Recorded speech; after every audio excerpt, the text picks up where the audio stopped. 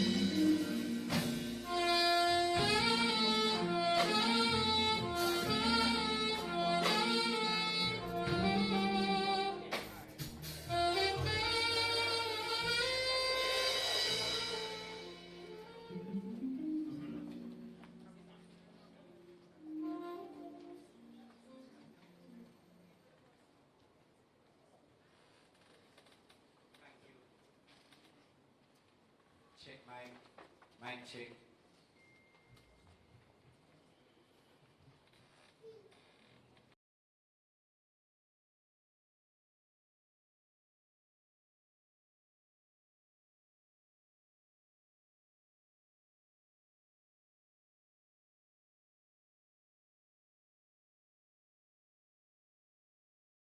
Jamaica, the place of choice for law enforcement training across the Caribbean. This is a sexual harassment investigations training course, the graduates and their graduation ceremony. I'm your purser. Actually, I'm your pilot. My name is Carl Berry, and I'm a Detective Superintendent of Police, currently heading the Department of Criminal Investigations Training at the National Police College of Jamaica. So we invite the people of the moment to join us, and then I trigger protocol protocol immediately therefrom. So, Mr. Bansman.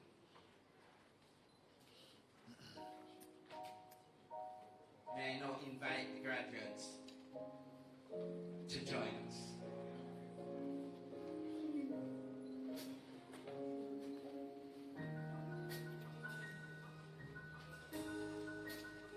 They are being led in by the Department of Criminal Investigations Training.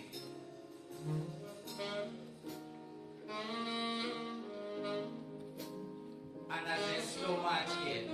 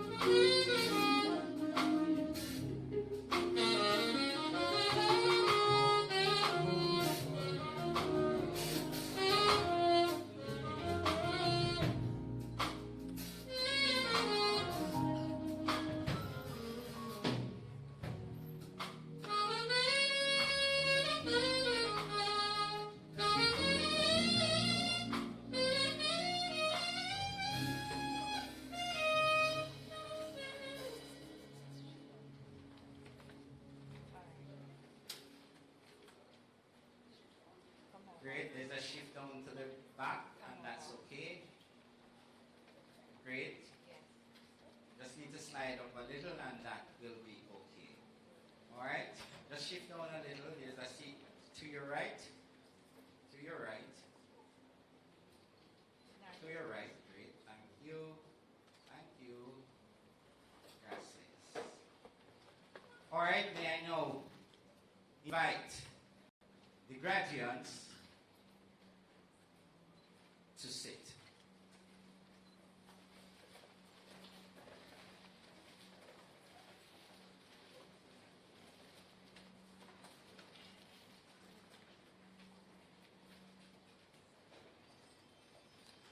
Excellent.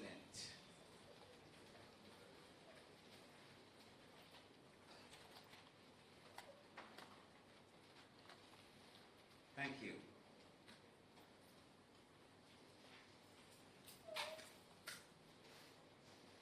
Honorable Minister, Grange,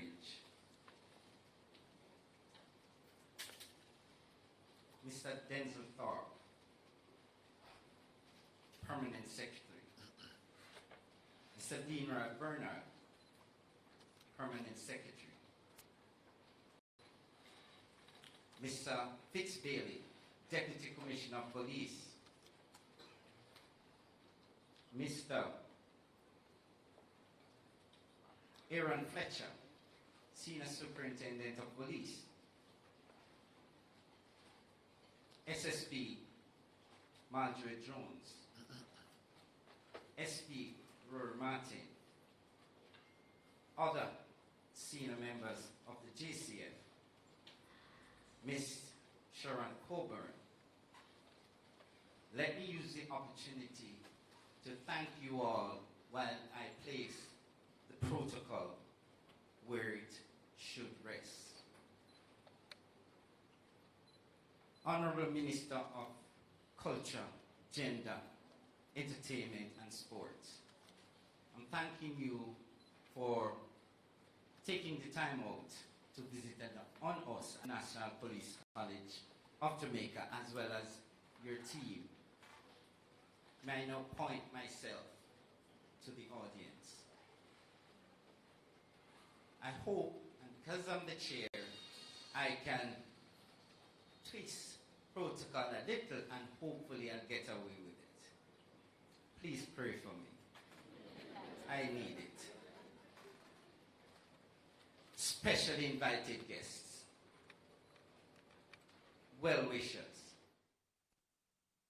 people of the cohort of trainees in the Jamaica Constabulary Force, the media in all forms, the members of the Department of Criminal Investigations Training. May I just ask you to stand and take a bow.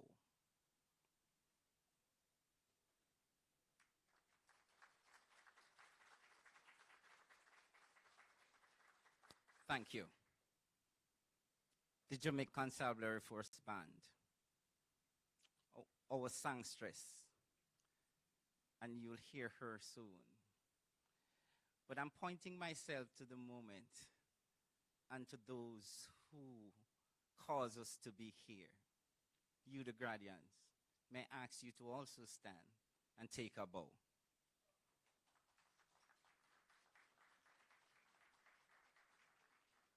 Thank you. Radiant.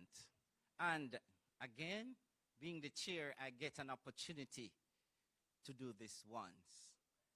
May I just ask you to just put your hands together and let's recognize the special ones among us and even the more special ones, those who are graduating from us. May I ask you?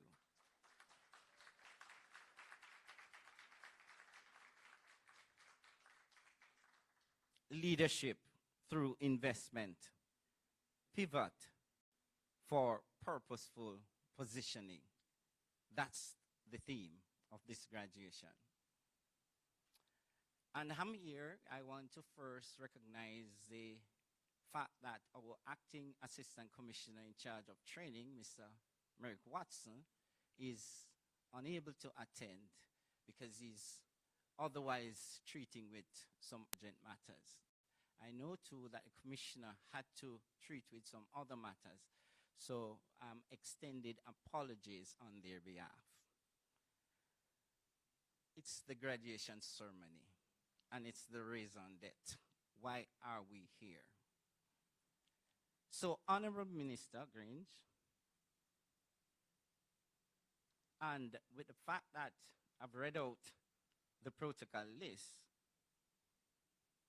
today is a very special day. It's special because it marks a pivotal period in the life of not only the cohort who graduated, but Jamaica as a whole. But before I delve deeper into the program, I want you to just recognize and help me first to have Corporal Patrick Cole. Sir, I want you to bring prayers. So in reverence, I urge you to allow Corporal Cole, to take us there. Sir. Thank you, Mr. Berry. Morning, everyone. I invite you to stand with me as we invite God's presence among us. God, Heavenly Father, we give you thanks for this day you have given to us. Thank you, Lord, that you have awakened us up in our right minds and allowed us to be here, and we give you thanks for journeying mercies to be here. We acknowledge your presence among us, that indeed you are a God that is not far removed from our situation. But Lord, you are interested in every single aspect of our lives. We give you thanks, Heavenly Father, for the graduates who have availed themselves for this sexual harassment investigation training course. Thank you for the leadership and the management, the facilitators of DCIT, which facilitated their training. And I ask, oh God, that you will endow them and bless them by the power of your Holy Spirit as they go forth, Lord, to make a difference in the lives of your people. Grant us the awareness, O Lord, of the many different persons who are affected by sexual harassment and any other forms of violence, that indeed we will move by you to take action and to take a stand to eliminate and alleviate these things from our lands.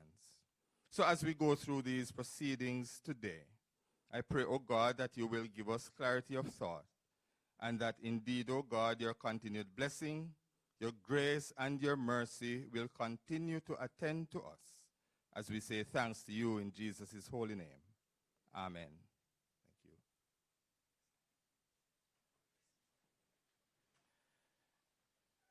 Thank you. Thank you. And it's the prayer that we wanted to start the event. We're now off and running. Let me apologize because Mr. Cole has to rush out because there's a member of the JCF who needs some support and is tasked to treat with that. So at any point, he'll be rushing out. He actually told me that having looked at the program, having looked in the audience, if only he could skip that one. But sir, we understand. And we do appreciate the fact that your prayer was not only Christian prayer, but it resonated with us.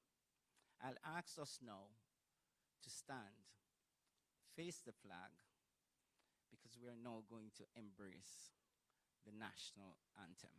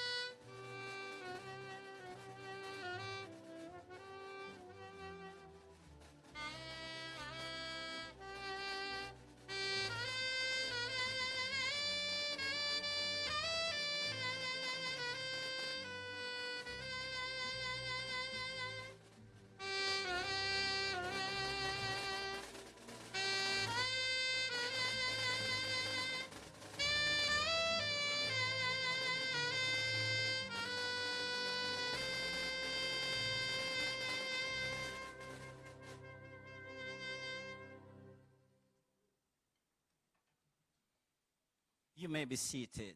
There's no better band in the Caribbean. Let's actually do the honors. So, in short, especially for those who are visiting on us for the very first time, I am a police officer. I am a proud police officer. Yes.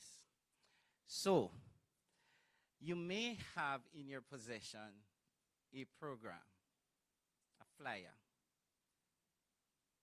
We are going to scrupulously follow this program until the chairmanship in me decides to swing it one way or the next, because it's the only time in my career when the boss is in the room and I get to hold him up a little. I know he didn't hear. But thank you again, sir. All right, so the welcome was extended, and again, I'll just extend another warm welcome to you. This is the place where we birth the best. We birth the best. Well, once you come to the National Police College of Jamaica, you're transformed. And if you doubt me, when we reach the reflection, you'll definitely hear from the cohort who came to us as civilians and left wearing black and white. Now, if you're wondering why black and white, it's a significant color because that's what the CIB has embraced. That's the Criminal Investigations Branch. And our boss is here, Deputy Commissioner of Police, Mr. Fitzbailey.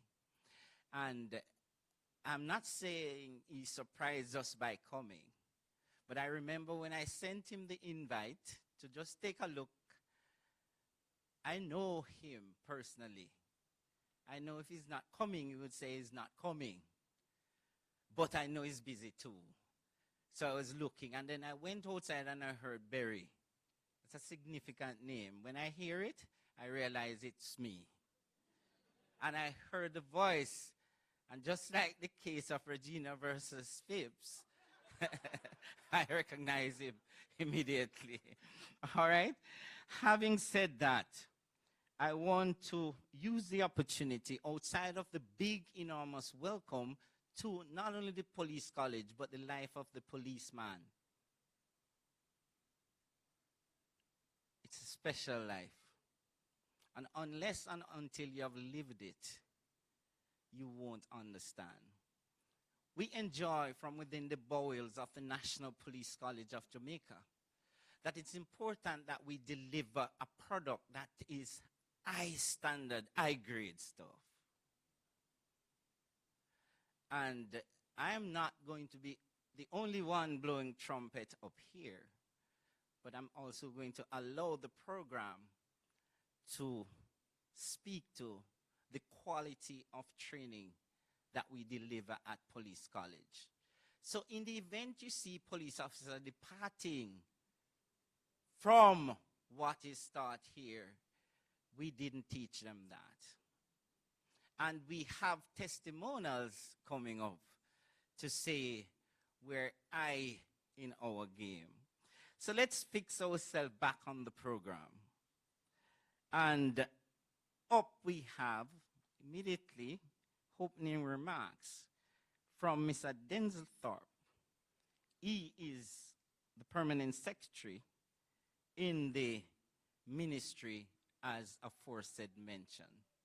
May I now ask you to allow us to invite him to the lectern. Thank you.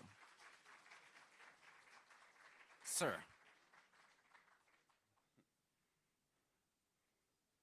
Thank you, Mr. Chairman. Superintendent, is it superintendent?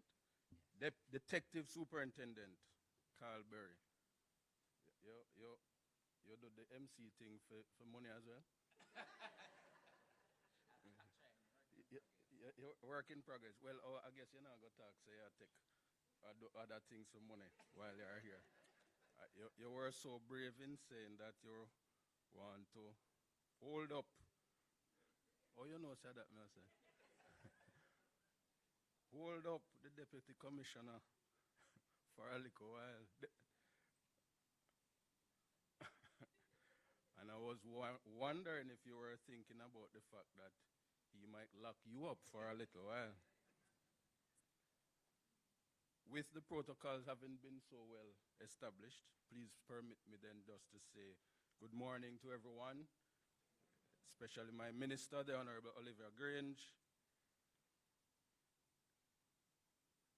Deputy Commissioner of Police, I have it written down here somewhere, Mr. Fitz Bailey, other members of the force who are present, lecturers and staff from the National Police College of Jamaica, graduates, distinguished guests, ladies and gentlemen, specially invited guests, including the media. You know, they always have a saying that if a tree falls in the forest and no one hears it, did it really fall? I go further by saying, if the graduation was held and no one heard about it, was it really kept? And was there even a course? So I want to thank the media for being here to highlight what is a very important course that has taken place, and to congratulate the graduates. I think I need one to stand up one more time for me.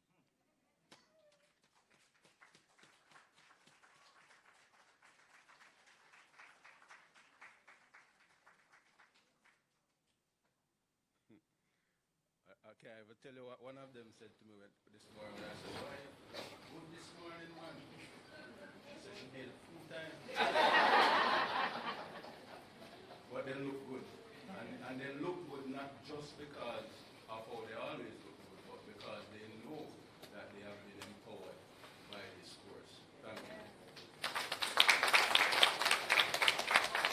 It is my esteemed pleasure to extend to you all a very warm welcome on behalf of the Ministry of Culture, Gender, Entertainment and Sport to this, the hallmark graduation for the Investigative Level 1 Sexual Harassment Training course for 2024.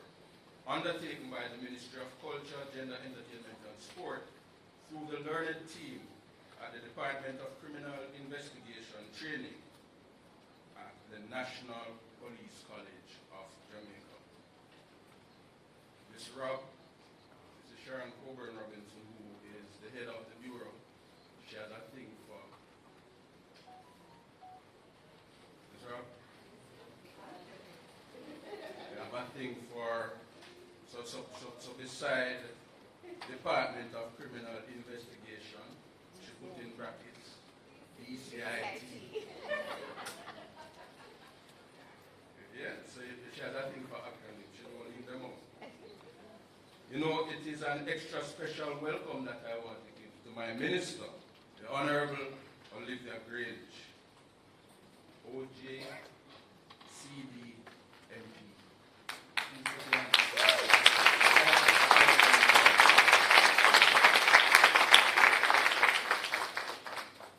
My colleague, Permanent Secretary, Mr. Dean Roy Bernard. There are two permanent secretaries in this ministry. The portfolio is big and it's not easy for one person to keep up with ministry. Also, I want to say a special welcome to Deputy Commissioner Fitz Bailey.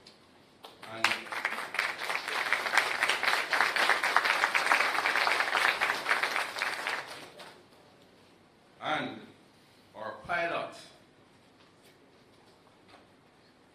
the Detective Superintendent Carlberry. He has been doing a good job so far.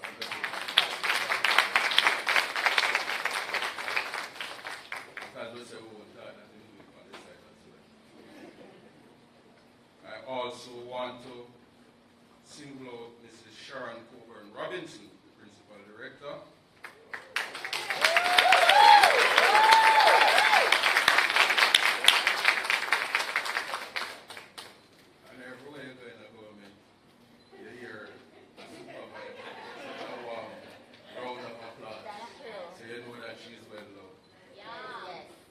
And I want to also single out another director in the ministry, the Director of Corporate Services, Mrs. Tracy Lindsay, who snuck in because after I was sitting and I was able to see her.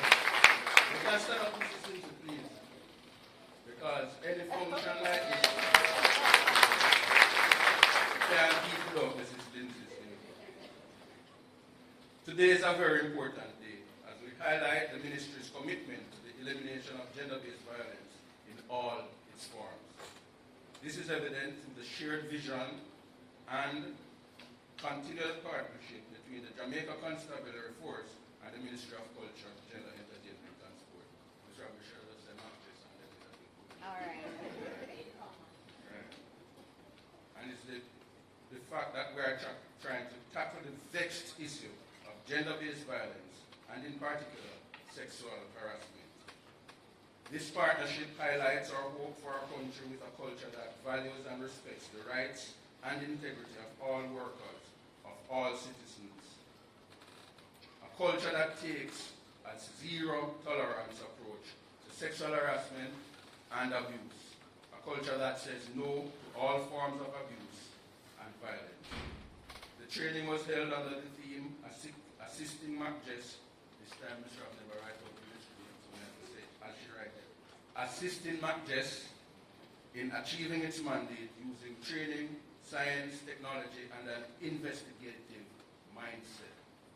Those of you who went in without that, don't have it, no? Yes. Excellent, excellent. I congratulate the 18 graduates for your dedication to participating in this training and for giving your time and attention to this important issue. I highlight your commitment to stay in the course, even when review classes were on Easter Sunday, so that you could sit the exams on the Tuesday after Easter Monday.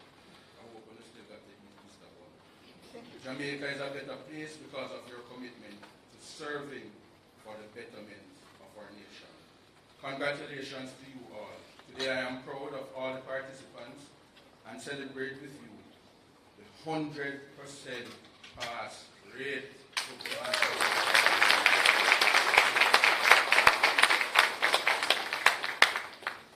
Special thanks to the DCIT team for their innovation, commitment to serve, and the robust delivery of the investigative level sexual harassment training course. Best wishes to you graduates and to everyone. We who like you are committed to making Jamaica a better place. Before I go, I must also say big respects to the band that has been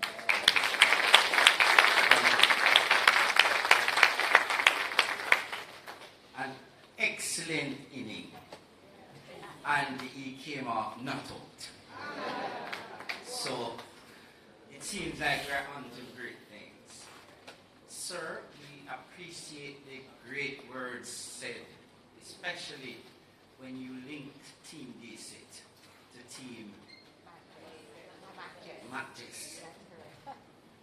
Trust me, a special team that will be a forever team. Because it's impossible.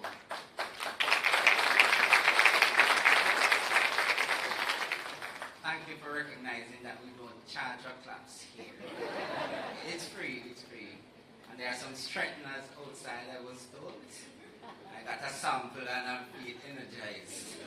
I don't think you should take two because maybe we'll have to call the police.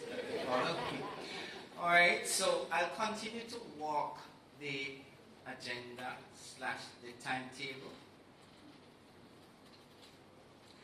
And I want to specially recognize Mr. Fletcher, sir.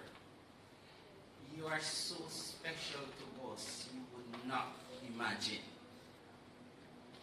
If we call you at 2 a.m. and you're available, you take the call. When we wanted this, and we were told acting ACP was out, I spoke to you, and you immediately said, I will be there. And not only will I be there, but I'm going to be saying some things.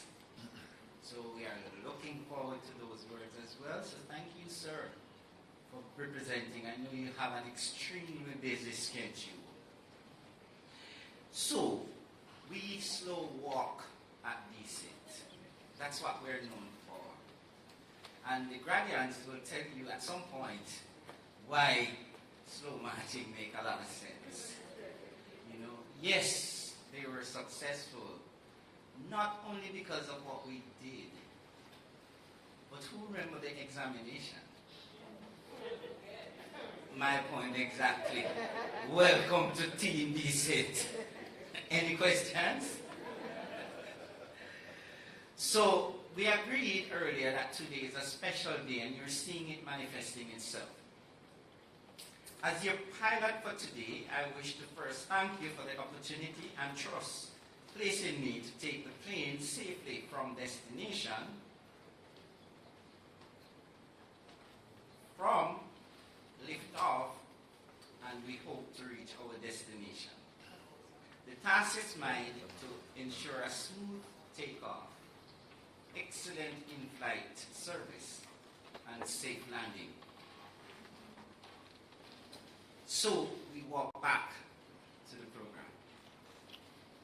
Up next, we have remarks coming from our Senior Superintendent of Police, who is now going to speak instead of the Assistant Commissioner of Police in charge of training. May I ask you to assist me in invite him to the lecture. So,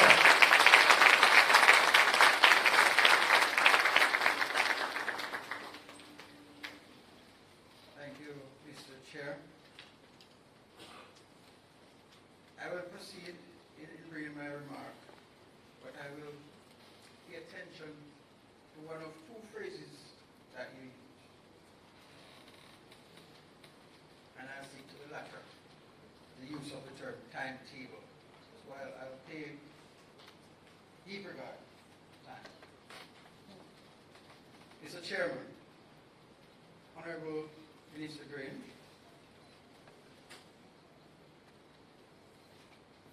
Minister of Gender, Culture, Entertainment and Sport, our Deputy Commissioner, Mr. Fitz-Bailey, with responsibility for security, crime and security portfolio. And in my attendance to the phrase I spoke to time, I will seek the Chairman's permission to say all of the protocols observed.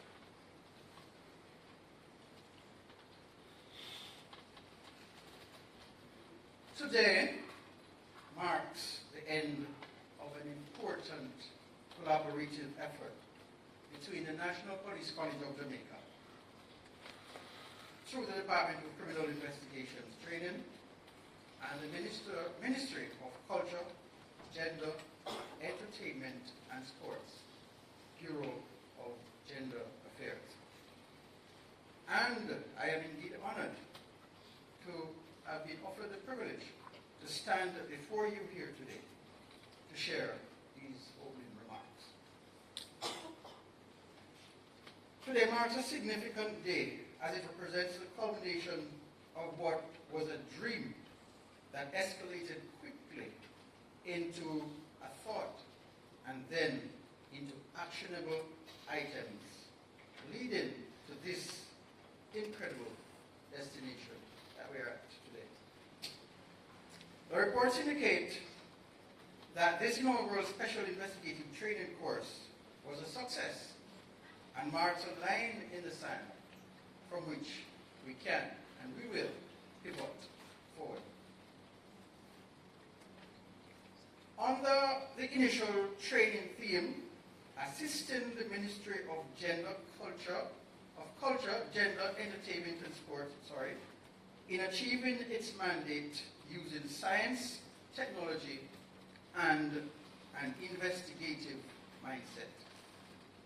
The team of experienced NPCJ trainers explored various topics essential to prepare the graduates to conduct investigations effectively and efficiently in the important field of sexual harassment. Through interactive sessions, case studies, and practical exercises, participants have not only deepened their understanding of the complexities of sexual harassment investigation, but also forged connections with peers from different departments and backgrounds, enriching their perspectives and approaches to this critical issue. The truth is, this course has been more than just a learning experience. It has been a platform for collaboration, networking, and exchange of best practices. The topics covered include forensic awareness, evidence preservation, chain of custody, the meticulous art of investigative note-taking, and navigating the legal framework surrounding sexual harassment cases.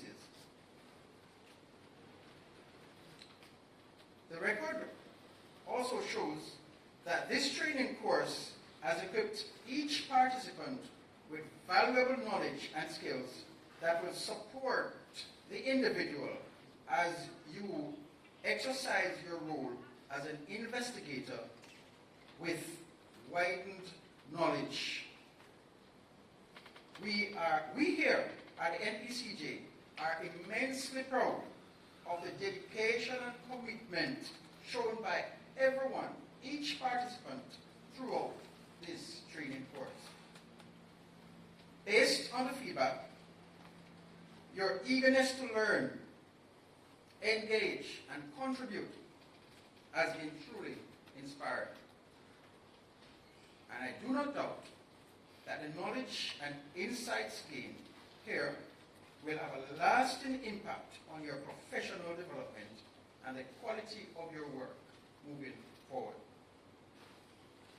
I would like to express my sincere gratitude to Mr. Berry and his team at the Department of Criminal Investigation Training, the Ministry of Culture, Gender, Entertainment, and Sport, to the Bureau of Gender Affairs for your unwavering support and collaboration in making this training course a success.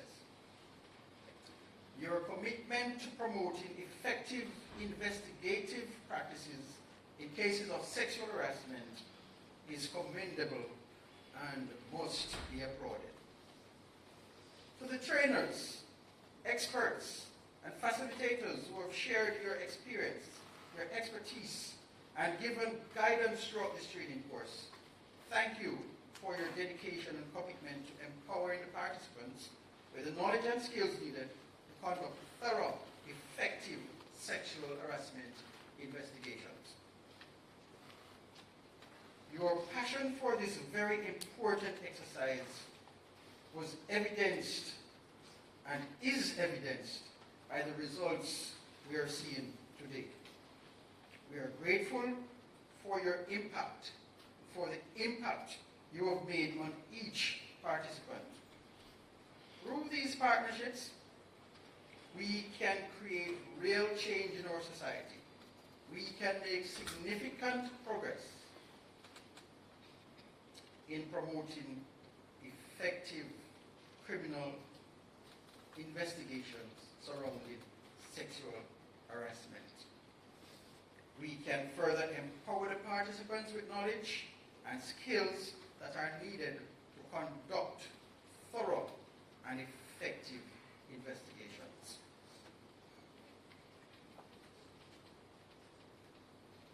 As we conclude, I urge each beneficiary, each graduate, carry forward the lessons learned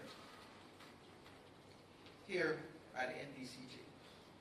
Apply them in your roles as sexual harassment investigators, as agents of change, as advocates for justice, and protectors of the vulnerable. The work of investigating sexual harassment is not easy. Still, it is vital, it is critical to ensure accountability, uphold the rule of law, and to safeguard the rights and dignity of all in our society.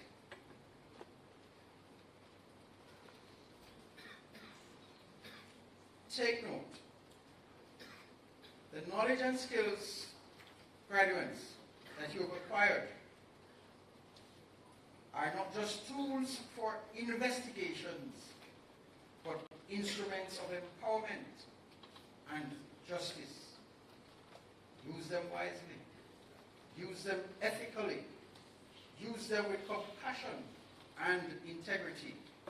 Uphold the values of professionalism, respect, and fairness in all your interactions and endeavors. Strive to be agents of positive change in your communities and respective organizations. In closing, I want to congratulate each participant, each graduate, on having successfully completed this inaugural special investigative course, specially designed to address issues of sexual harassment. Your commitment to learning and growth are testament to your dedication to upholding justice and combating sexual harassment, not just in our workplaces, but in the society in all its forms. Carry forward the spirit of collaboration that you have engaged throughout the process of learning. Carry forward the spirit of innovation and excellence that has defined this training. Let us continue working towards a safer, more equitable, and more just society. Again, thanks to all stakeholders for making this training course a success. Let us continue to be champions of the cause for change, advocates for justice, and allies in the fight against sexual harassment. Honorable Minister, again, thank you and your ministry. Thanks for all the support, for the collaboration that has made this program the success it has been today. Together, we are making a difference. I wish you, graduates, minister, principal director, all the best in your endeavors. Thank you.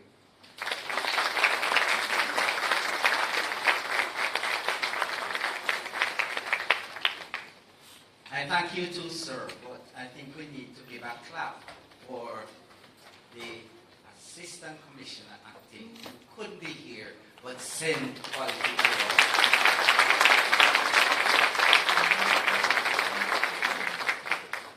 Now the reason we are here.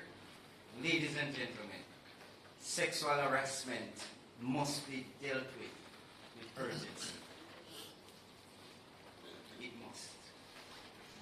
Making conditions of employment or advancement dependent on sexual favors is wrong. Requests for sexual favors that's uninvited, unwarranted, and unwanted is wrong. Unwanted touching or physical contact is wrong.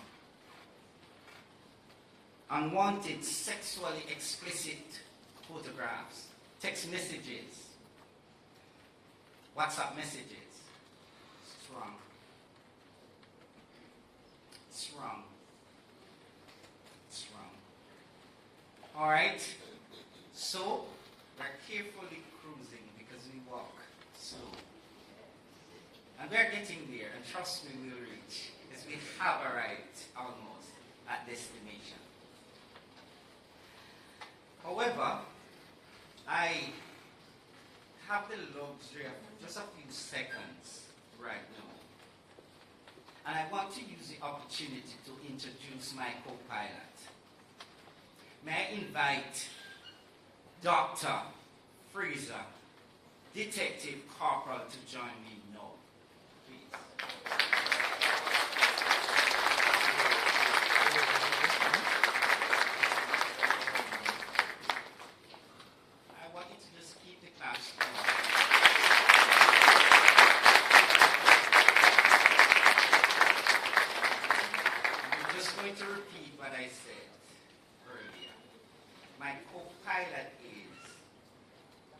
Dr. Shelleen Fraser, Detective Corporal.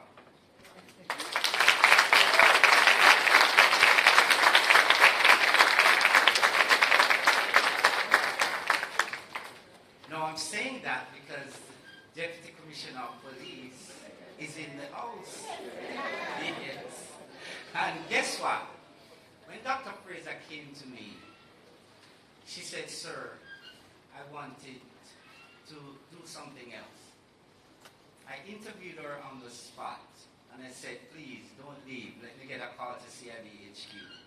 And the rest is history. She came. She studied. And she conquered. It's a terminal degree. She's a doctor. Let's do this for her. And Ms. Fraser, I couldn't miss the moment. Because what I'm interested in is succession planning as well. And trust me, if you think you've heard it all yet, wait until I introduce the rest of Team D-Set. But I'll just allow my co-pilot to just say, just thank you for thanking her in that regard. Are you here? Pleasure. Good morning. Thank you. Caught me off guard. But thank you very much. I really appreciate it. I just want to say that it can be done. It can be done.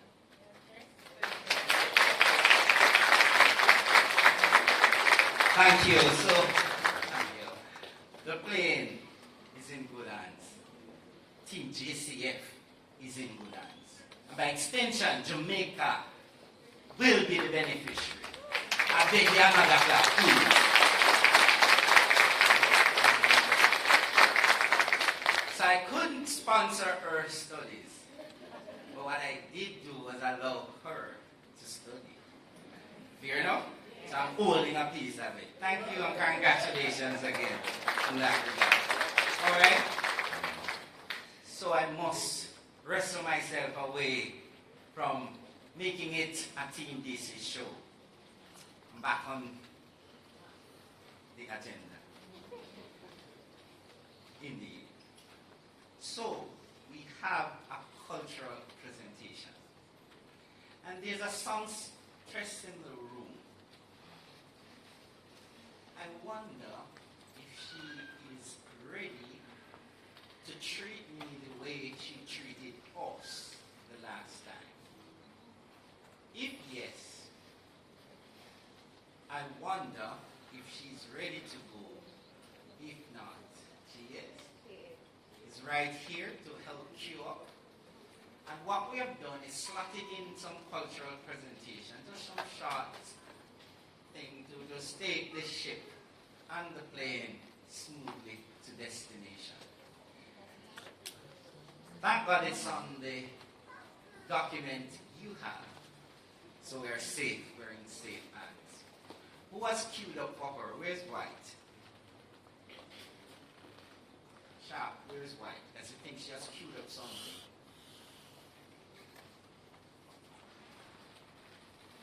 It's queued up from your end? Oh, brilliant. So, we are going to, because it's a best friend who I met recently. Her name is Candy, am I correct? Brilliant. It's now over to you. May I thank you for being here. Mr. Musician. Good morning, everyone. It's really great to be here. Hi, Minister Grange. Good to see you. And congratulations, graduates. Pat yourselves on the shoulders. You did well. You did well. Wanna make it? Yes. Take it from the top, please. Thank you.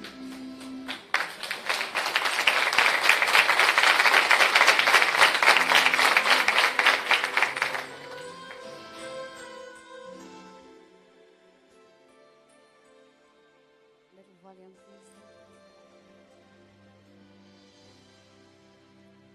Each day I live,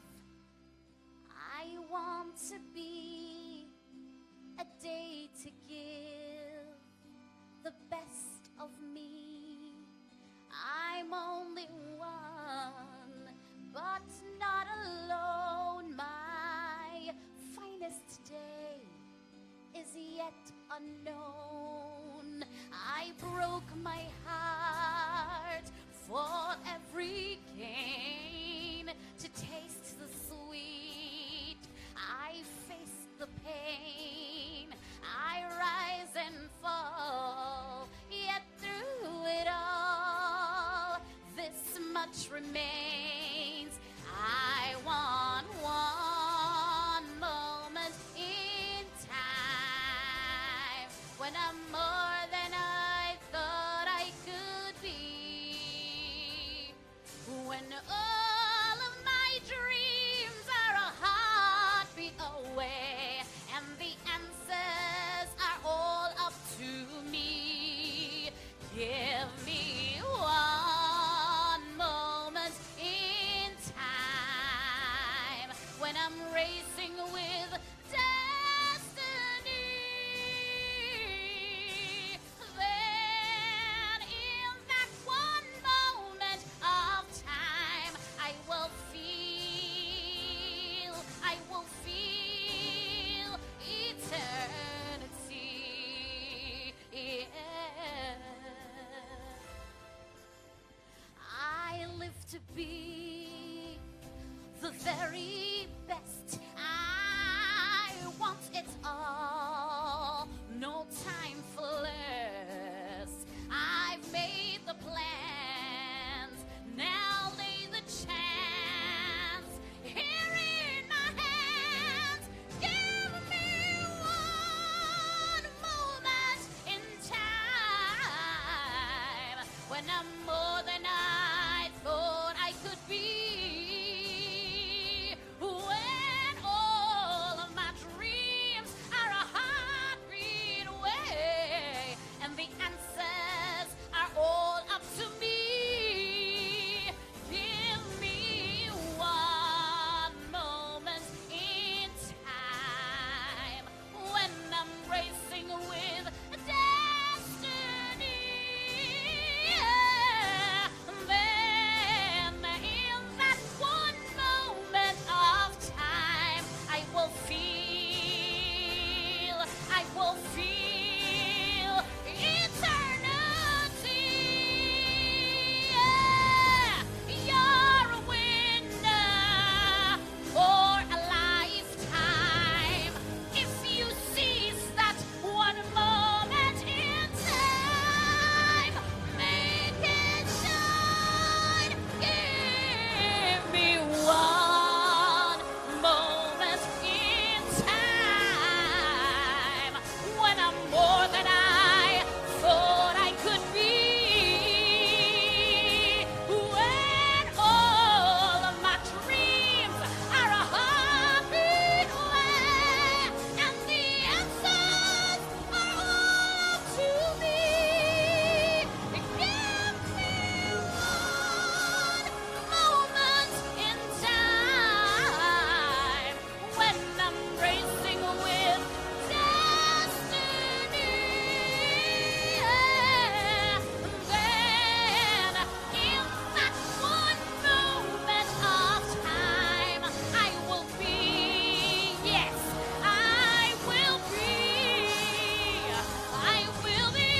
free.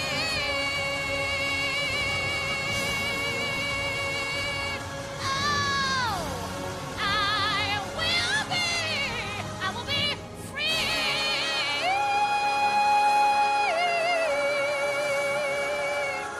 Thank you. God bless you all.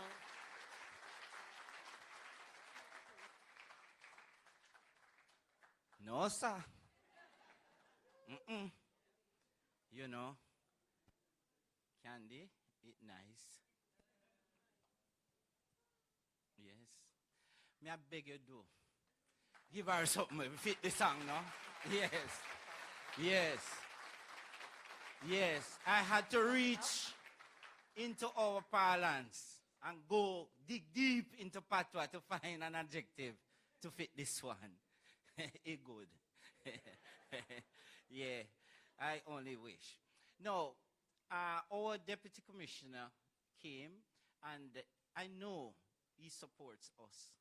I know he stands against this. And, sir, may I use the opportunity to just ask you to just do some reflective words at this lectern. At this time, may I ask you to help me have him come here?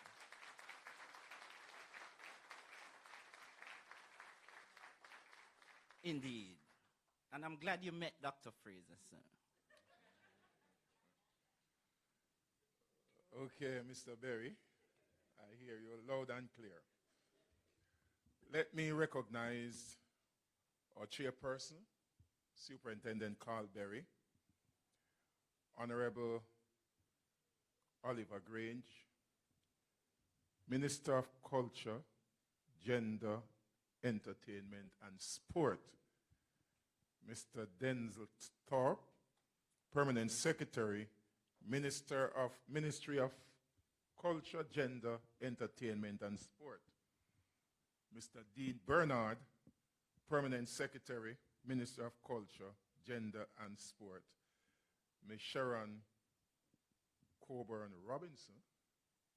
I spoke with her just last week and I met her just today. Principal Director, Gender Affairs, Ministry of Culture, Gender, Entertainment and Sport. And I want to recognize Acting Assistant Commissioner of Police.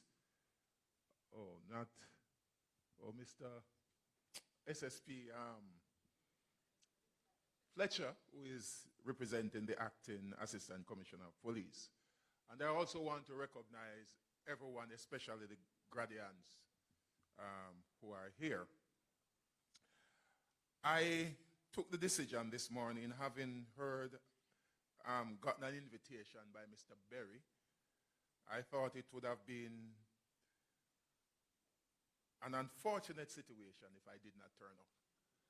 So at the last moment, I decided that, no, I'm going to just appear. I left the invitation open. I didn't tell him yes or no. So at the last moment. But I want to say, just before I give a few remarks, I want to commend our minister for the significant work that she has been doing in her ministry. Sometimes, Minister, I wonder where you get the energy from. I mean, I see you at almost every cultural function and sport activities, and I mean, I don't think I could get that energy.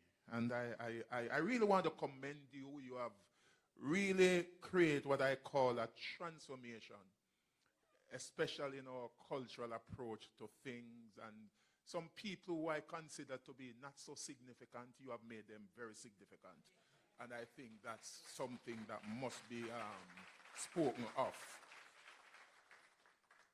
So I want to just say that the Jamaica Constabulary Force is very, very serious about violence in any form, especially gender-based violence.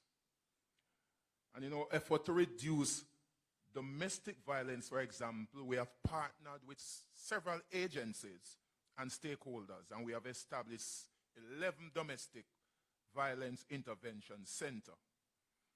We believe as an organization that the rule of law must be maintained, and if we are a just society, we must do something to demonstrate that. And so, as an organization, we embrace the fact that sexual harassment in the workplace is a serious issue that can create hostile and uncomfortable environment for employees. I'm a preacher, so I don't love to read from notes. I love to talk from my head. All right? It can take many forms that create a hostile or intimidating work environment. And so it is important that companies have clear policies in place to prevent and address sexual harassment and to provide support for those who experience it. There is need for more, and as I said, companies to craft sexual harassment policies and begin the sensitization exercise so that the employees can have a clear understanding of what the policy is. The company policy must be clear and unambiguous. Sexual investigation, as you have done that course, is very sensitive, and it must be handled with sensitivity, confidentiality, and thoroughness. And so we believe that those persons who are selected, they must be specially selected, and people must be properly vetted, because this type of investigation is going to require boldness. And I'm talking about boldness. You have to sometimes have tunnel vision when you are doing that type of investigation. You have to, when I preach, I talk about the horses that came on a spark. And you put on that blinkers, or what you call the visors, and you focus on what you are doing. It is very important, because this is a reality. I work in a very large environment, a large workplace. I am not naive to the reality.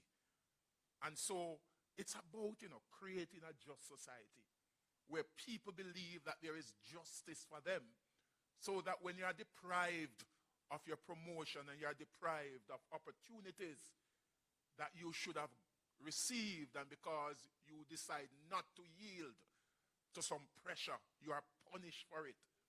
We need that type of individual who have the stomach and the strength of character to pursue those who believe that they're above the law.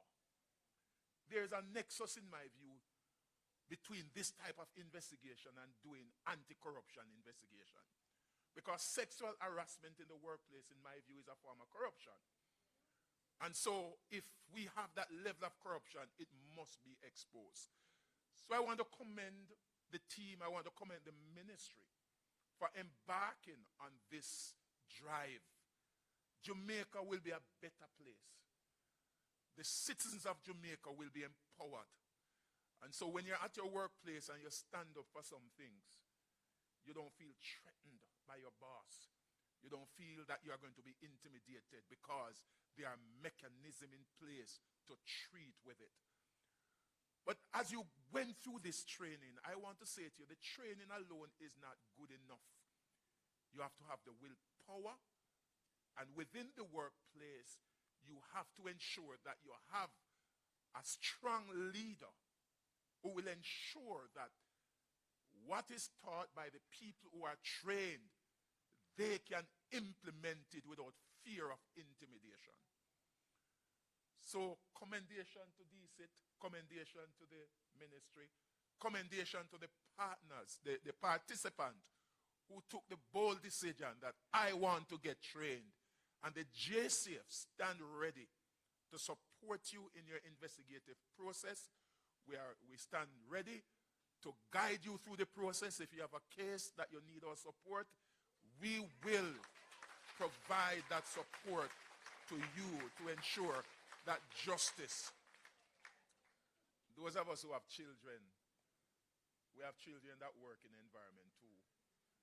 And just like how we don't want any of our family or relative or children to be in any way harassed or intimidated, we need to see people, not to say like Cain and Abel, Cain kill Abel.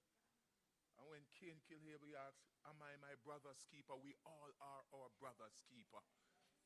And irrespective of your sex, we must protect each other. And this is about the protection of each other. Thank you very much.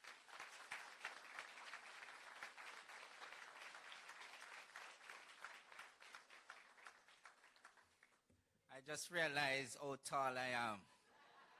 Just, sir, thank you. And just as he said, I was speaking to Superintendent Martin. I mentioned to him that I remember sending the invite to the boss. I know him. He didn't say he's not coming. So I kept walking out. I told them I'm looking for the minister too. And that's true. But I was saying, I wonder if the boss, because the commissioner couldn't be here because he's at a joint select. And as a result, we are happy, sir. Thank you for being here.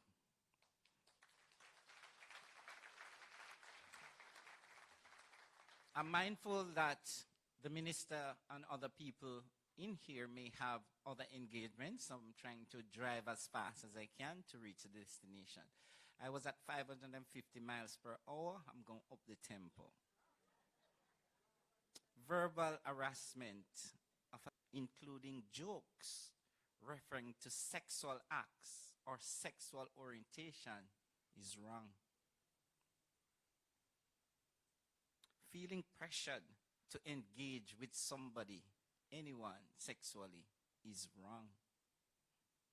Exposing oneself or performing sexual acts on oneself is wrong. Please, help me take to the lectern none other than with an overview and rationale for this training, Principal Director of the Bureau of Gender Affairs in MacJess. Please, as she walks slowly to the lectern, Miss Saran Coburn Robinson. Thank you.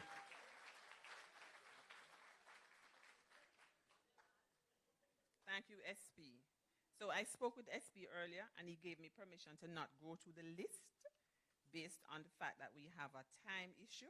But I must recognize my minister, the Honorable Olivia Grange, OJ, CDMP, the most hardworking minister ever. And I must recognize my partner in this fight. The only effervescent Detective Superintendent Carl Berry. A round of applause for him. I have 2 permanent secretaries. There is only one female minister in Jamaica who has 2 men in her life that are permanent secretaries. Right, Minister? And then she also has more backatives. She has 2 other men at the table, so she's truly protected. But you talk about safety and security, she cannot complain. Great. So I will not go through all of everything that has been said before. I noted that DCP Fitzbailey cheated on my script and said a few things that I have, so I will not have to say that. But I must recognize my 18 valued team members. Elegant,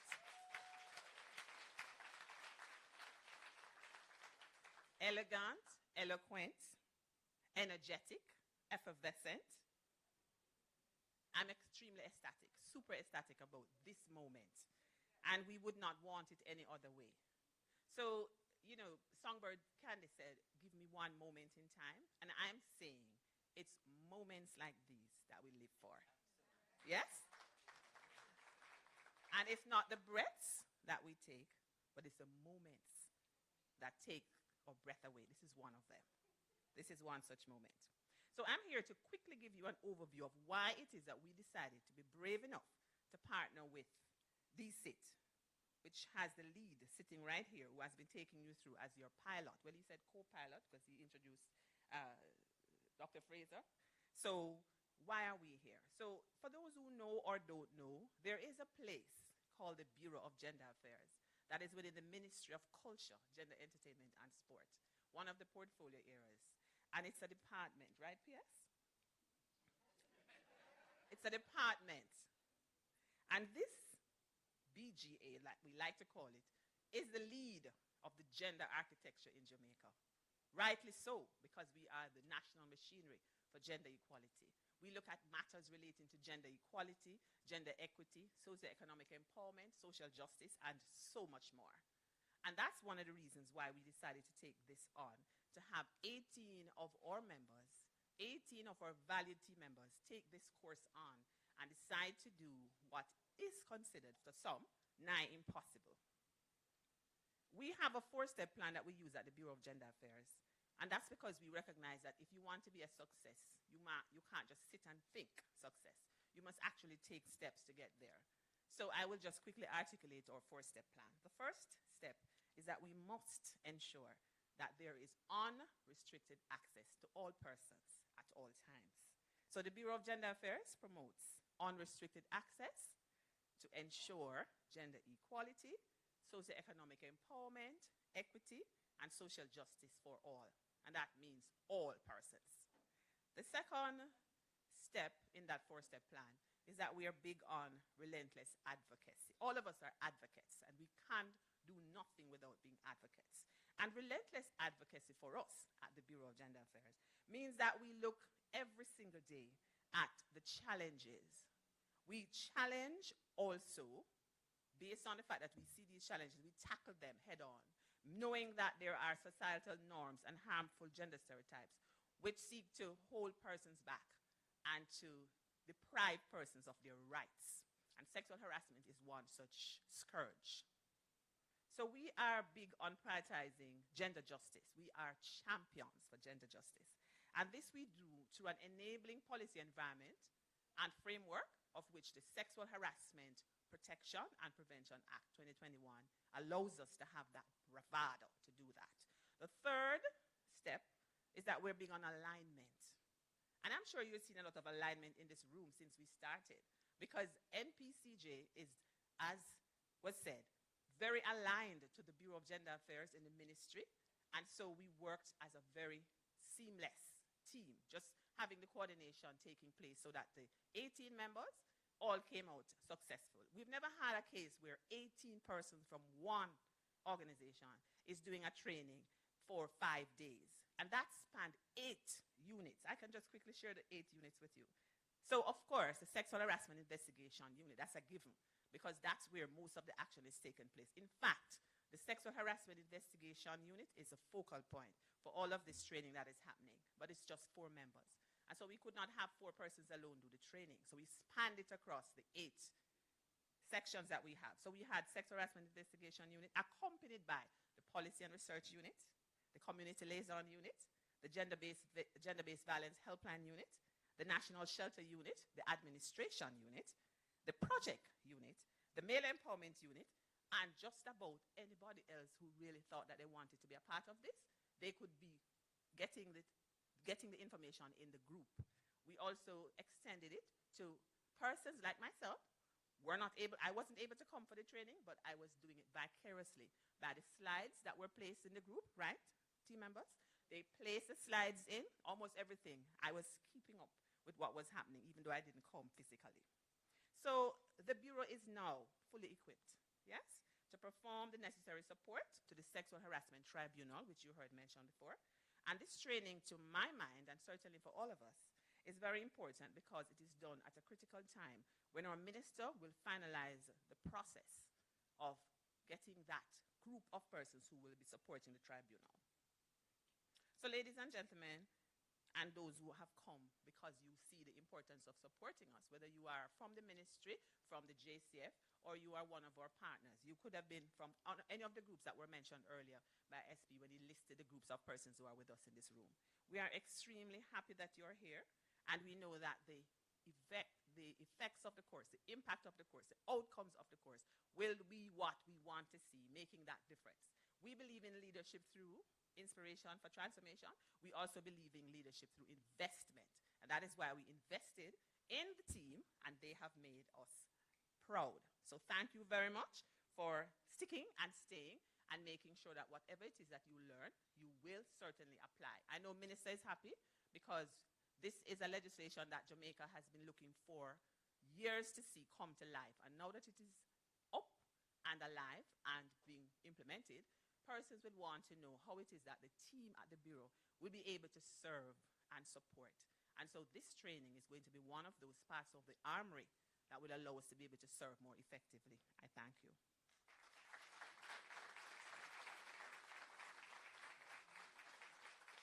No, that's a wow moment. So just keep them rolling, you know? Indeed. Great. We have actually lifted the throttle, and we're rolling now at 650 miles per hour. We're getting there because we don't want to miss the minister's speech, not for 1 minute. However, I must do this. May I invite Detective Sergeant Sharp and Detective Sergeant Williams to stand.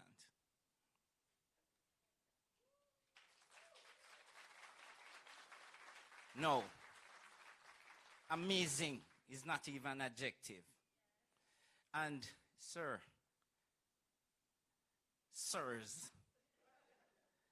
I thank you richly.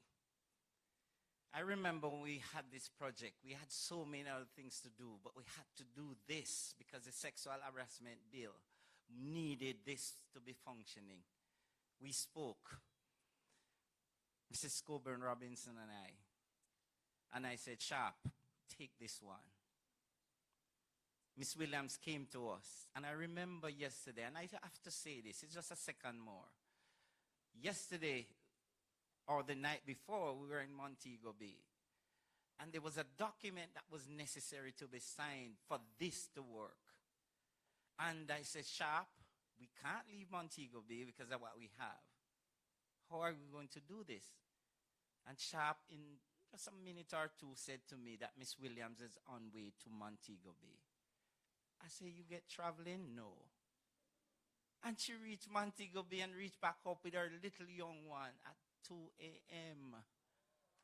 These are what JISTV need. So I thank you, sirs.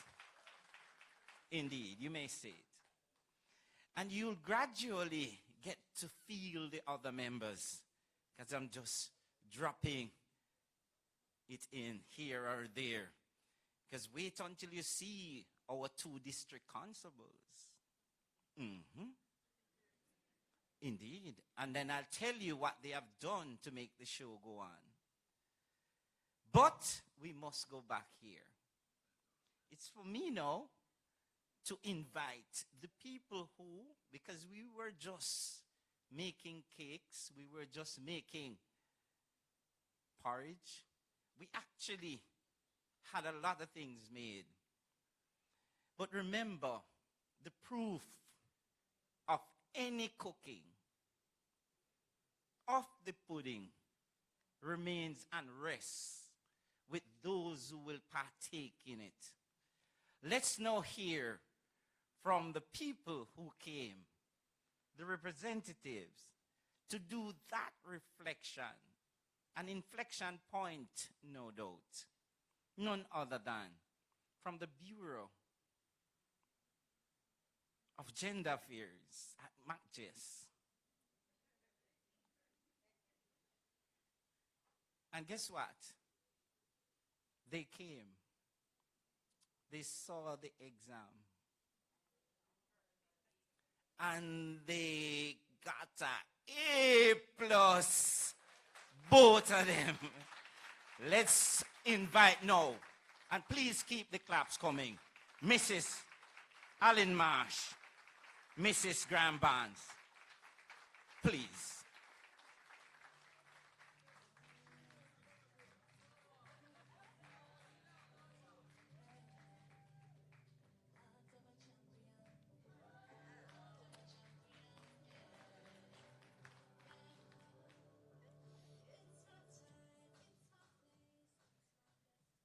Good morning, everyone. Forrest Gump said in a movie with similar title, life is like a box of chocolate. You never know what you're gonna get. Indeed. As I flip through the pages of my memory, I am now fixed on the chapter that has helped me to recall vividly the precursor to this graduation. It was like any other day that I was summoned to meet with our principal director, Mrs. Sharon Coburn Robinson. Having been made privy to the objective of the meeting, I excitedly met with her, who was also elated about the ensuing plans. The order of the day was that officers of the Bureau of Gender Affairs, BGA, must embark on a new territory as we seek to strengthen our partnership with the Department of Criminal Investigations Training, DCIT, in the Jamaica Constabulary Force. The orders were noted, and immediately we got to work. After reviewing the tasks that I was commissioned to do, I ventured to contact the other valued team members of the BGA, as we could not abort this mission. After short discussions, the entire cohort was ready to embrace this unknown journey.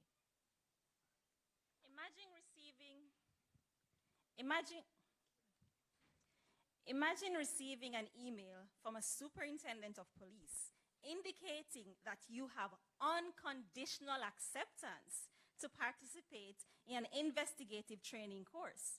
My jaw literally dropped, as like many of us.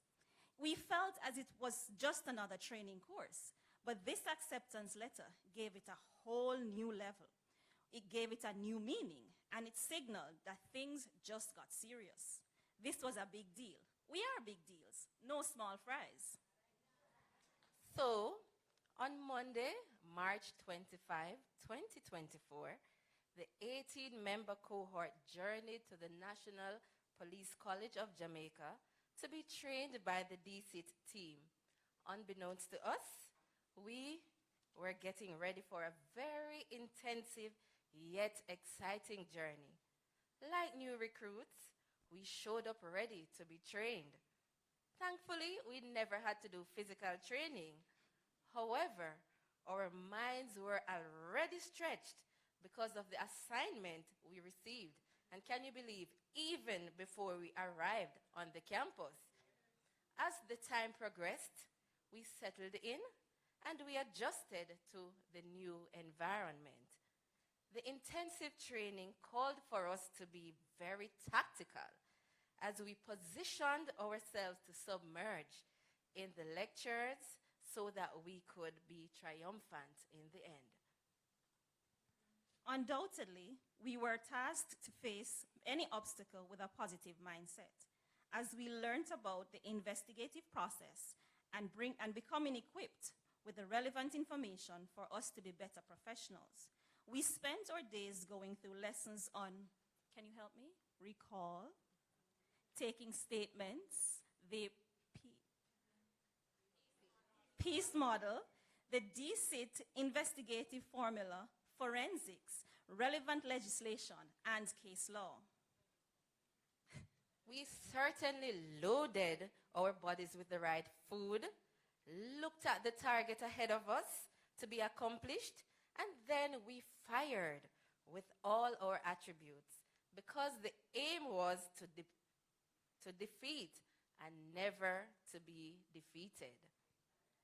This training challenged us in ways we didn't imagine. I know none of us will forget that group activity where even the most Christian among us were tested when Detective Sergeant Henry showed us why Team DCIT is as successful as they are. Thanks to Team DCIT, nothing looks the same, not even a mosquito. Time went by so fast, but we were truly positioned for greatness in the field of investigation.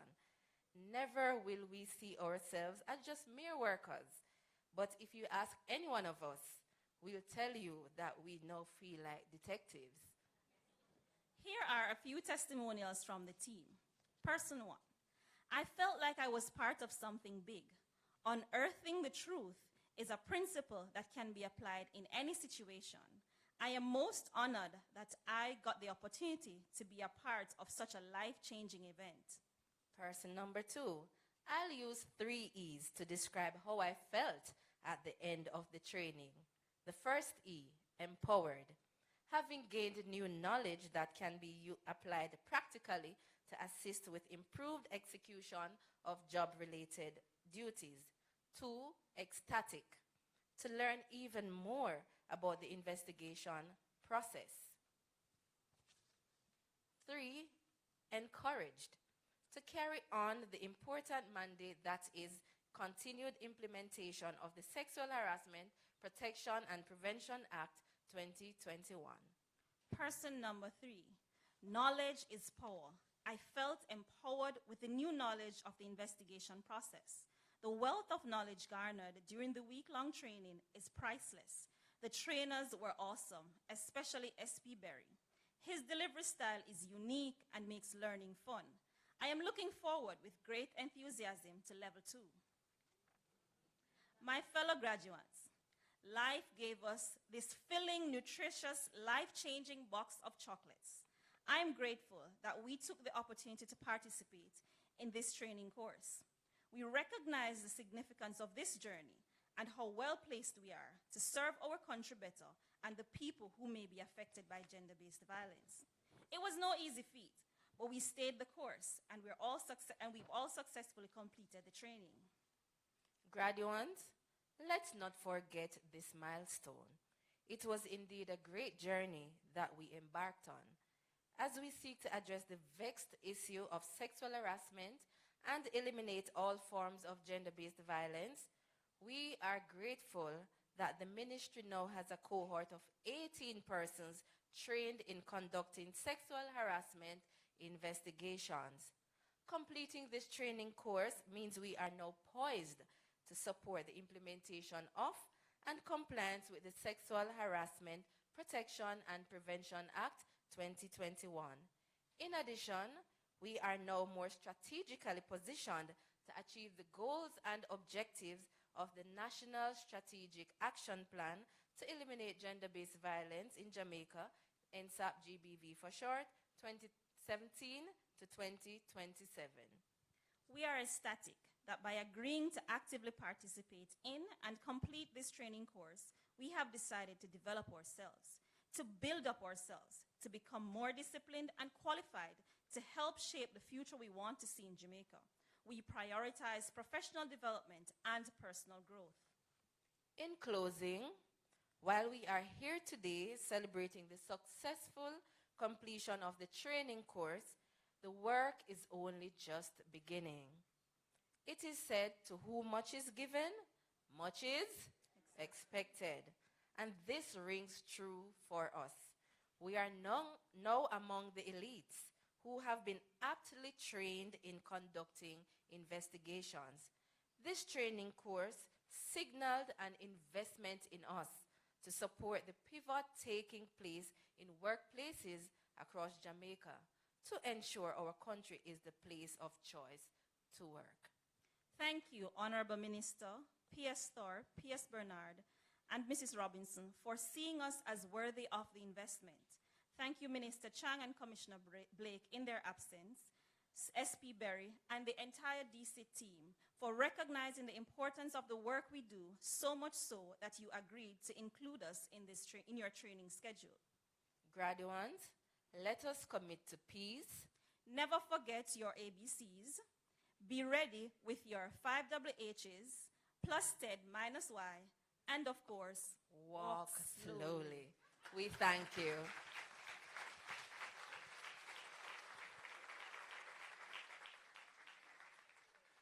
Keep the hand claps, please.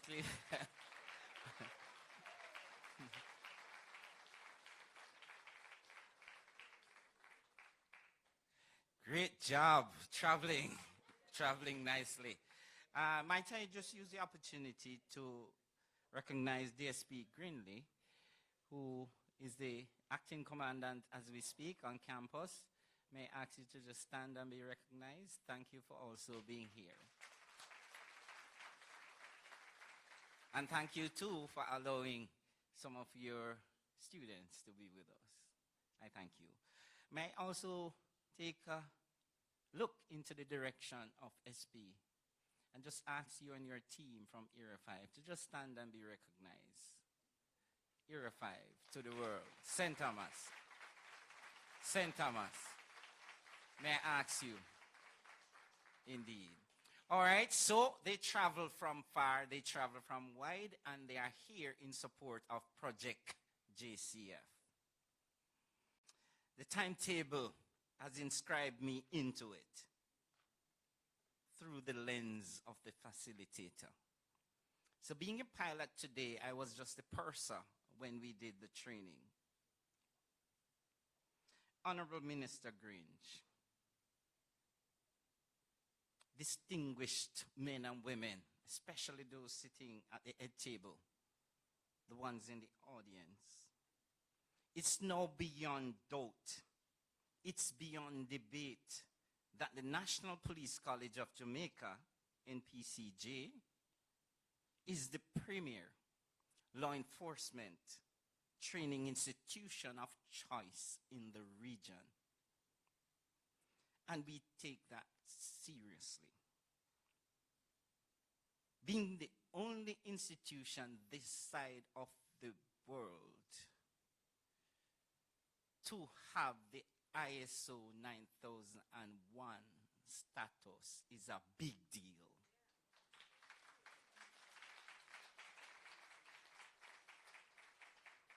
I want to remind, because I've started my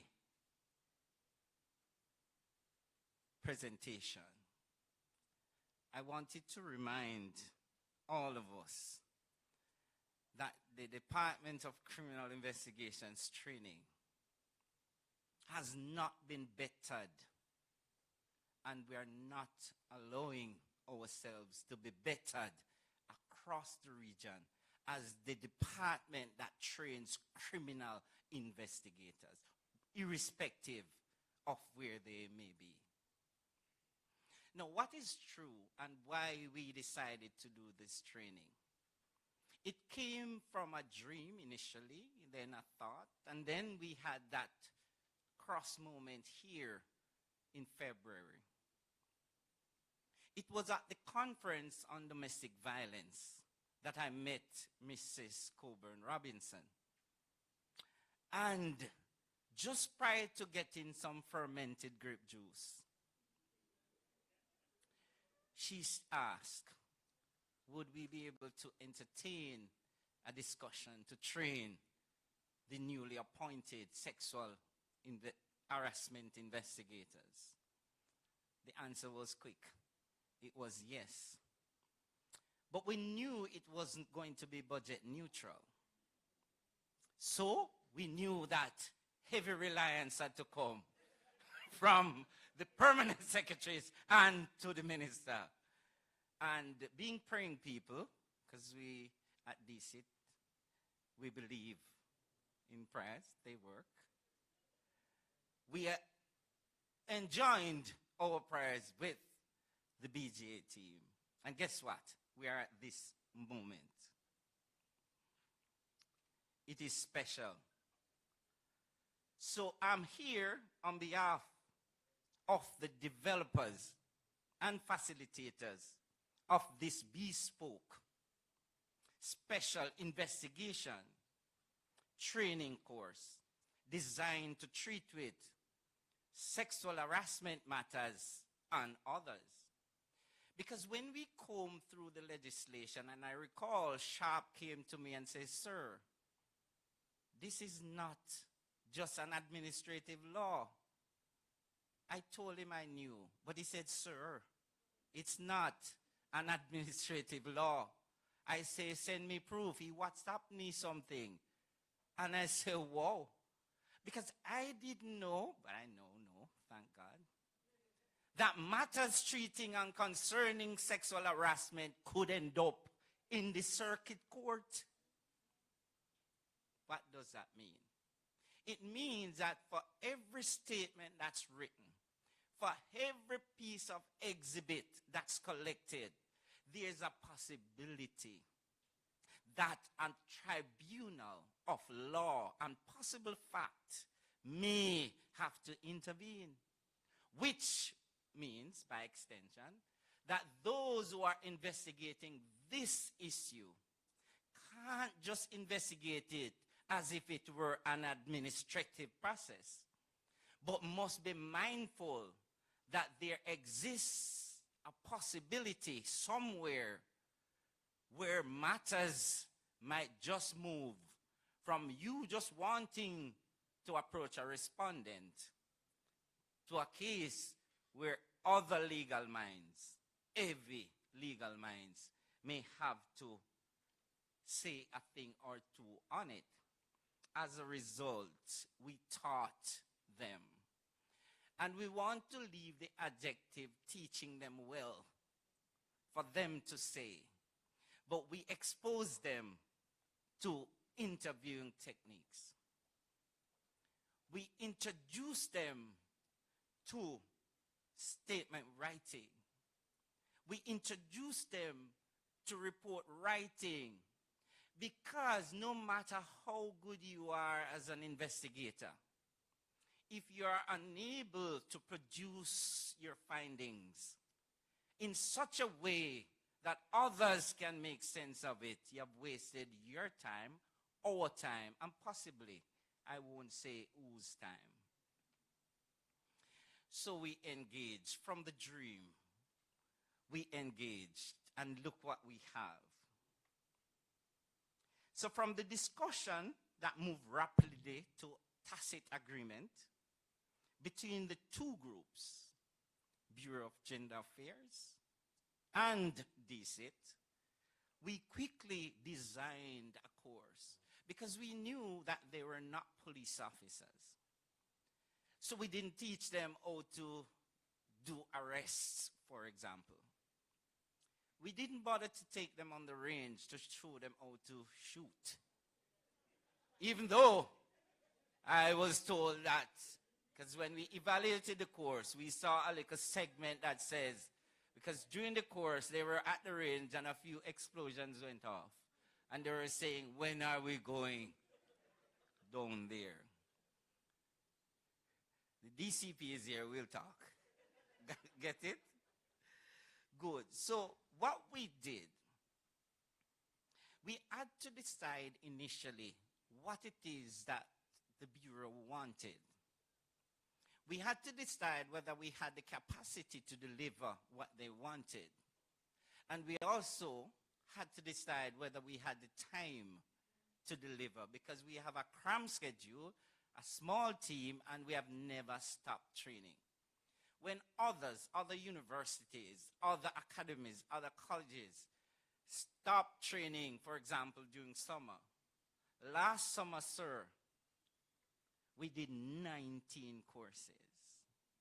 So when others were vacationing on the beach, maybe South Beach, Team DCIT was offering courses night, days, middle days. Even on Easter, we had a rap session, and it saved some people from intake of sugar. So it wasn't that bad. But surely, at the time when you were training, we were completing or doing the CIB level 2. And both groups ended the same day. Actually, we had to separate the teams, but thank God, when you had exams, they had court. When you had final day, they had court, because we instituted a mock trial within training so that police officers who may not have had the opportunity to go to court because of where they're located, they get a chance under the stewardship of the officers, the crown counsels from the office of the Director of Public Prosecution's office. They are the ones who deal with that component for us. So we're happy to say that where we're at now, we think we have delivered the baby. No, the baby has started walking. And that's why they're walking slowly for now. But based on what we think they have done, and successfully so, because, and for ANCLAPS now, you're the first civilian groups who we took in that had a 100% success rate.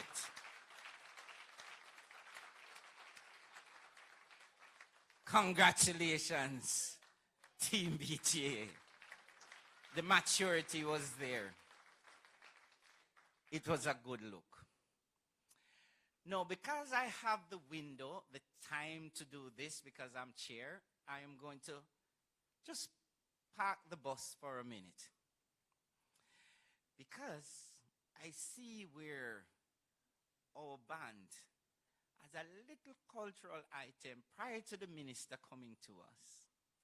And we just ask that you ease the minister into place while she attempts a slow walk to the lectern. May I invite you to just touch something? JISTV style. So, minister, after this one, this little thing, we'll just invite you out. And it might become the party we were looking for. I was told fermented grape juice is on way. Okay, over to you, sir. Blessings. Afternoon, everyone.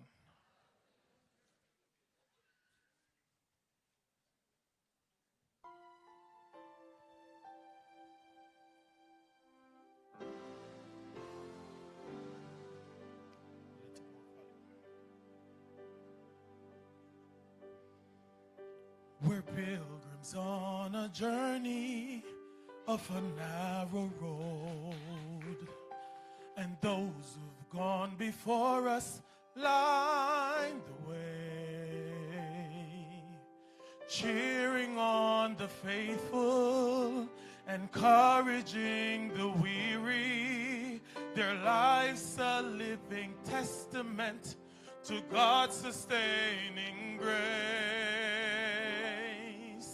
Surrounded by so great a cloud of witnesses, let us run the race not only for the prize, but as those who've gone before us, let us leave to those behind us the heritage of faithfulness passed on to godly lives.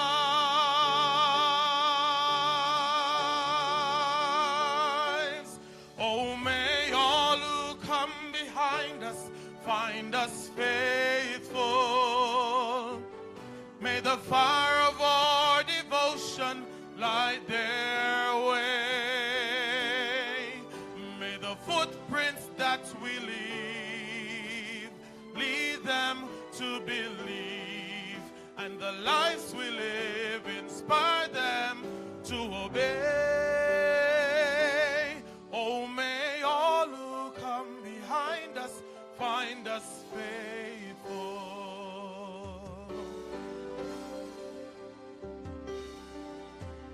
After all, our hopes and dreams have come and gone, and our children sift through all we've left behind.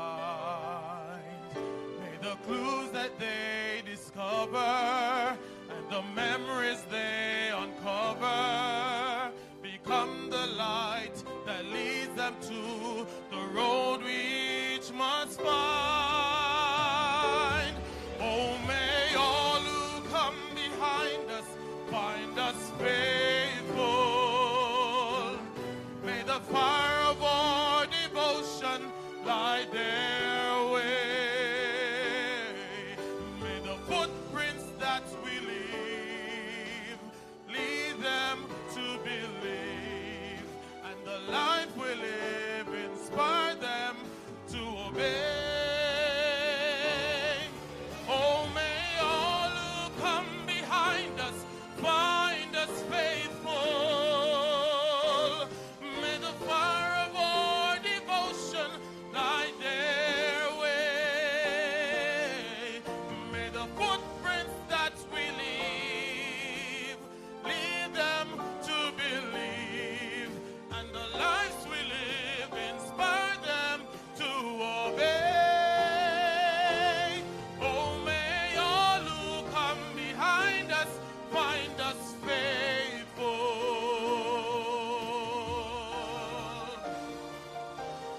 Oh, may all who come behind us find us faithful.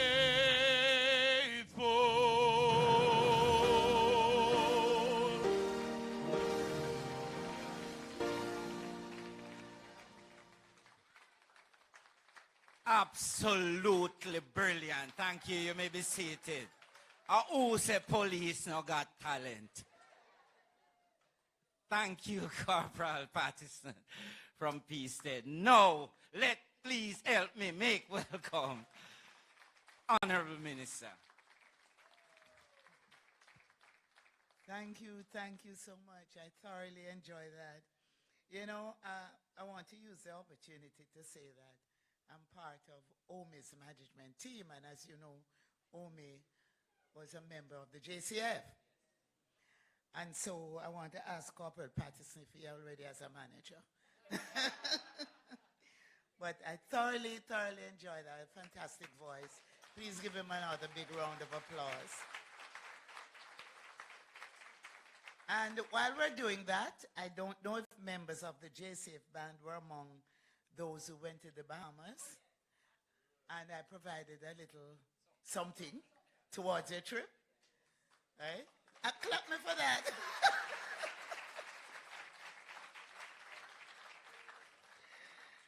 And of course, while I'm doing all of that, I just want to ask you again to give Candy Isaacs a big round of applause.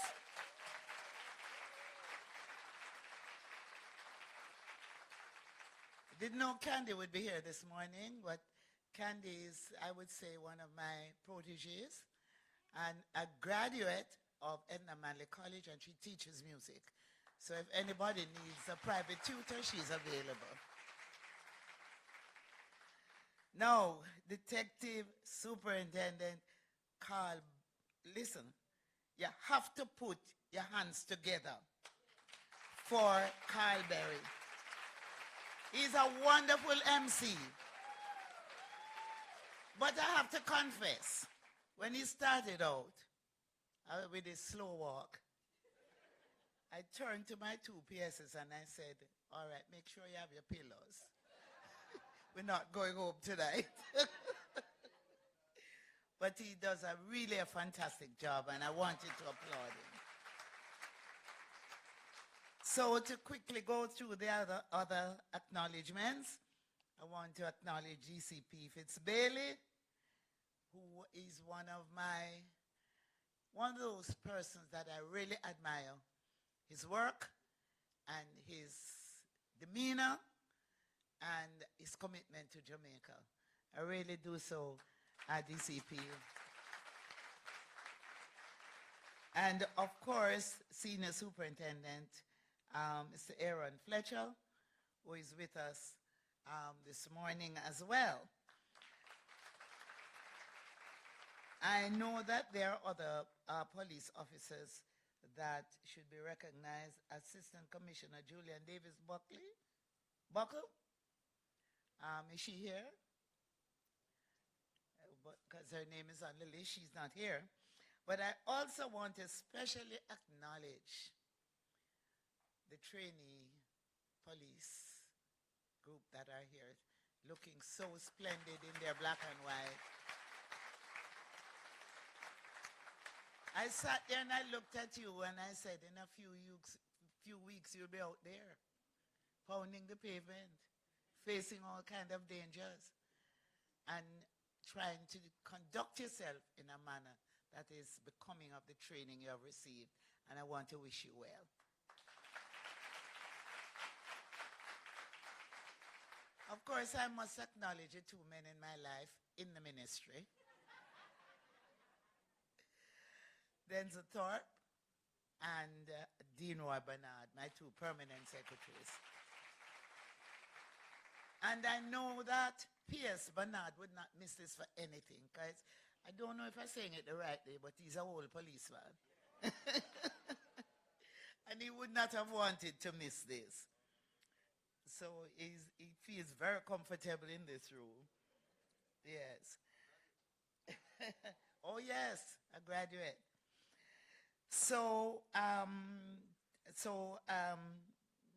the DCIT team, I want to really acknowledge you as well. The members of, yes, please give them a big round of applause. And of course, members of the ministry staff. I see our Director of Corporate Services, Mrs. Tracy Lindsay, sitting among the among the trainees. I don't know if she wants to change job and become a policewoman, but I see her sitting there, and also to really acknowledge the work of the Bureau of Gender Affairs, headed by Mrs. Robinson. So, media, I'm happy the media is here this morning, and I hope we'll get the kind of coverage, because, you know, this is good news. And we want as much coverage as we can get. So I want to welcome the media and specially invited guests. For the graduates, but I'll reserve my comments for you a little later. So I'm very pleased to be here this morning because, like everyone else gathered, I feel a sense of satisfaction and accomplishment that we have completed this training course under the theme, Leadership Through Investment to Pivot for Purposeful Positioning. A lot of words, but it means a lot. I endorse the partnership with the JCF as a viable investment in the Jamaican people. It will foster the upholding of dignity and ethics as a binding commitment to foster trust, innovation to leverage strategic alignment and compliance towards a brighter future. I have all the confidence that as we move forward, the ongoing upskilling and retooling of the sexual harassment investigative officers and other internal and external clients will go a far way to assist the ministry to foster deeper understanding and appreciation. I know we can only benefit. It will create a robust investigative culture and foster a safer, more respectful, enabling, and inclusive environment to drive meaningful change. It will champion gender justice, for sure. It will also promote ethical leadership and corporate responsibility, and should ultimately result in long-term sustainability and success and redound to the benefit of all parties concerned. The implementation of the sexual harassment legislation should facilitate an inclusive and innovative culture. It should nurture social inclusion. It should fuel innovative and creative solutions. So compliance with the sexual harassment legislation will facilitate strategic risk management to address legal, operational, and reputational risk. So my ministry, the Ministry of Culture, Gender, Entertainment, and Sport, through the Bureau of Gender Affairs, remains committed to the elimination of all forms of gender-based violence within the Jamaican society. This commitment is evidenced through ongoing legislative reforms, such as the Domestic Violence Amendment Act 2023, and the enactment of new gender-based violence legislation, such as the Sexual Harassment Protection and Prevention Act 2021. Now, new inputs has been given to prioritizing the survival-centered approach and developing new strategies for gender-based violence support services. And it is important that all of you are gathered here today, particularly the young trainee policemen, that you understand what this is all about. The Sexual Harassment Protection and Prevention Act 2021 took effect on Monday, July 3 last year, and requires compliance to address concerns about sexual harassment which are employment related. But this also extends to institutions and sexual harassment matters arising in landlord and tenant interactions. The legislation contains provisions for dealing with sexual harassment in a range of spaces, including the workplace, educational and correctional institutions, places of safety, nursing homes, medical and psychiatric facilities, among other spaces.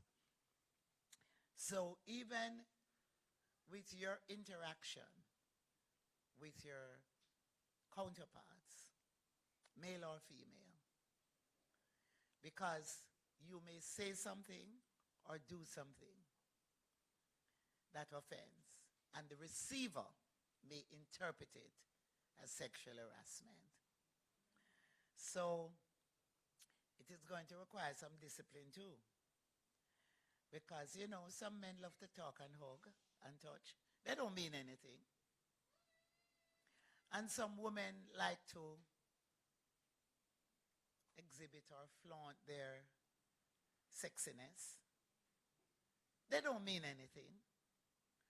But the receiver may take it differently.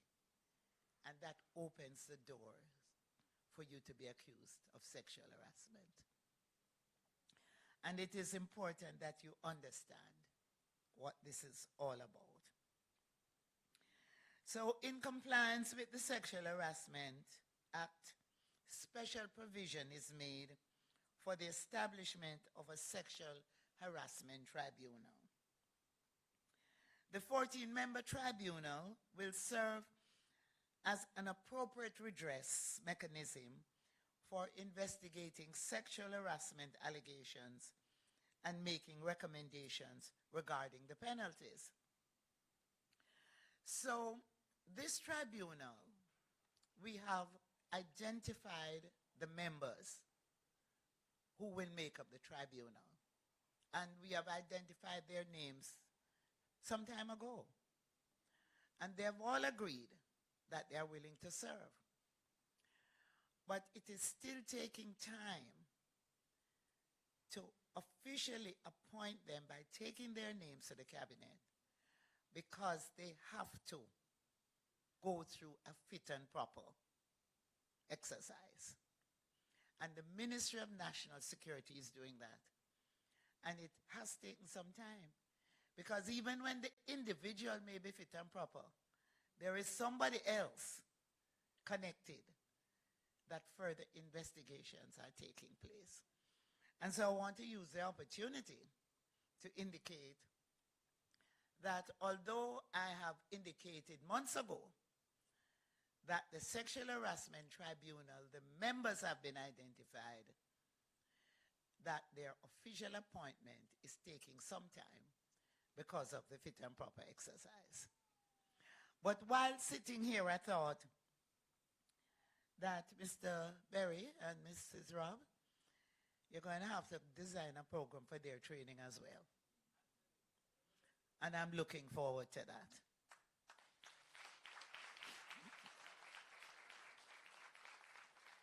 So the Domestic Violence Act became effective, as I said, on January 2023. And a new Joint Select Committee of Parliament was established to consider further amendments to the Domestic Violence Act. And I should mention here that the Sexual Harassment Act, that companies have until, is it July? Till June this year, to develop their sexual harassment policy. 1 year to do so after the act was promulgated. And if they do not have a sexual harassment policy after June 30th, then they are also subject to legal action. And so I want to use the opportunity, and I am assuming the JCF has their sexual harassment policy in place. Very good. And just to encourage those who will hear my presentation, I don't know if we're being streamed. We're being streamed, that they should really get their act together before the end of June. Now, I have the pleasure of hosting the first meeting of the new Joint Select Committee on Wednesday, March 20th, 2024, of the Domestic Violence Act, Amendment Act.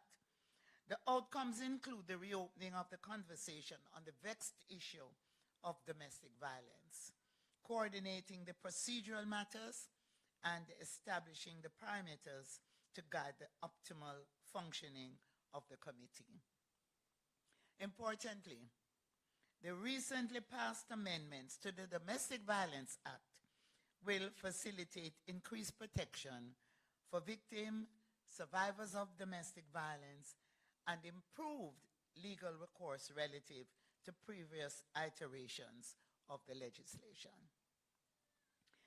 In alignment with the amendments to the Domestic Violence Act coming into effect, it is anticipated that victims or survivors of domestic violence will be bold enough to effectively utilize the gender-based violence support services, such as those provided through what we call the continuum of care for survivors of gender-based violence. As part of the provisions under the continuum of care, a gender-based helpline unit was established in the Bureau of Gender Affairs to receive and respond to reports of cases of gender-based violence and other forms of violence, abuse, and discrimination. So we have helplines that provide access to information, psychosocial support, psychological first aid, referral services, safety planning, and gender-based violence-related information. And these helplines are available because right in this room, I hope not, but it's not impossible that there may be individuals who are experiencing gender-based violence. And there is help. You can receive help. There may be those listening that will also need help. And it's gender neutral. We have helplines for female, and we have helplines for male. So men do not have to feel that they don't have anywhere to go or anyone to turn to. They too can call the helpline specifically established for men. And I just use the opportunity for those who may want to write the numbers down. For men, it's 876-553-0387. And for women, it's 876-553-0372 or 236-1713. And you can write these numbers down because there may be someone who will come to you who need the support, and you can refer them to this service that's being provided through the Bureau of Gender Affairs. Now, as a Minister of Gender Affairs, I continue to advocate for the equitable allocation of appropriate financial, human, and other resources to create a fair and just society that is free from chronic violence, including all forms of violence within the Jamaican context, and by extension, the wider Caribbean and Latin American region. We can achieve much more by working together to leverage a multi-sectoral participatory approach and ramp up public, private, as well as other partnerships as needed. I remain committed to promoting and spearheading what I always refer to as a joined-up government modality. And today is a joined up government approach.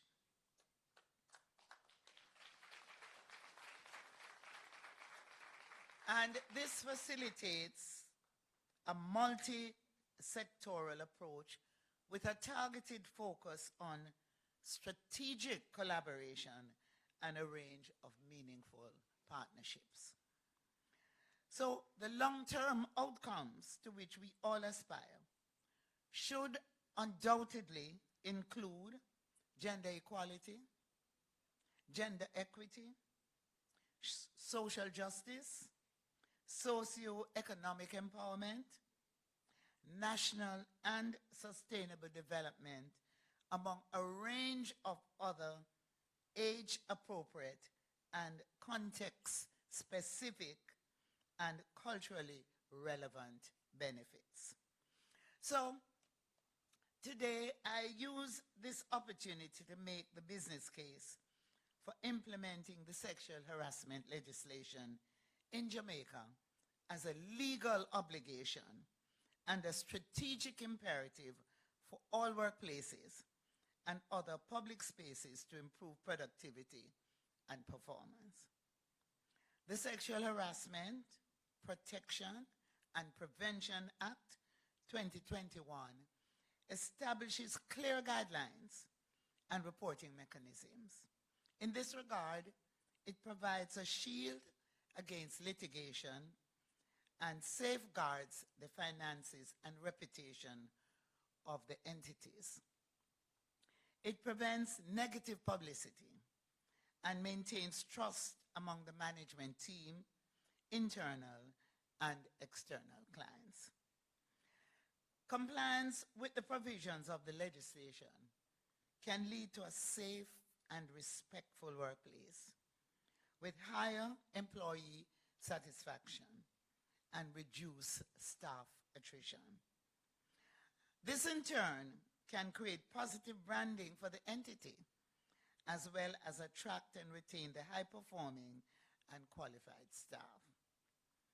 So to the extent that the legislation mandates ongoing training, this inaugural investigative Level 1 sexual harassment training course is designed to strengthen the investigative framework in Jamaica.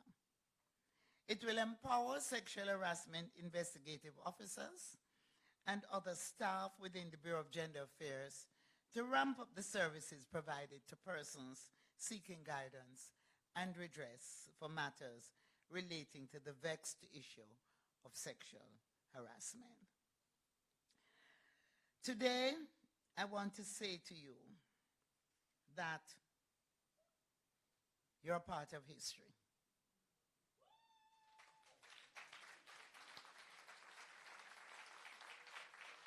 To the graduates, you are a part of history.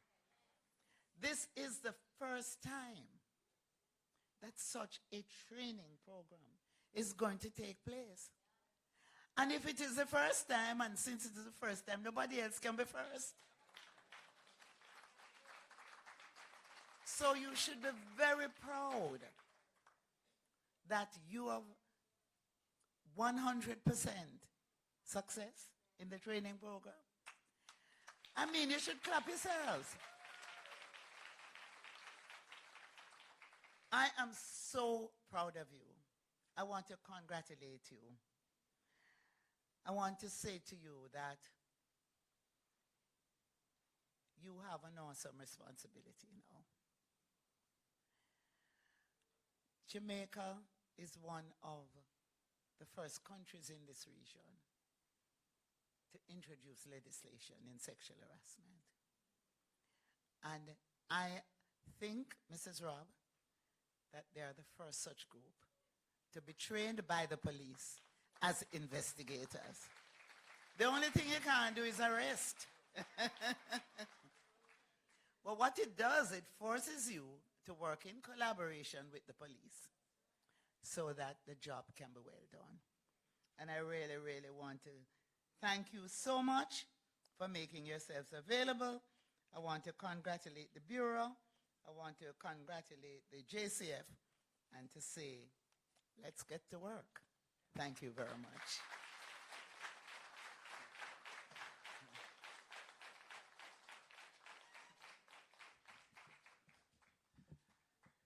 Great. We are almost there. We are in Jamaican space now. You're reminded to now put all your seatbelts on.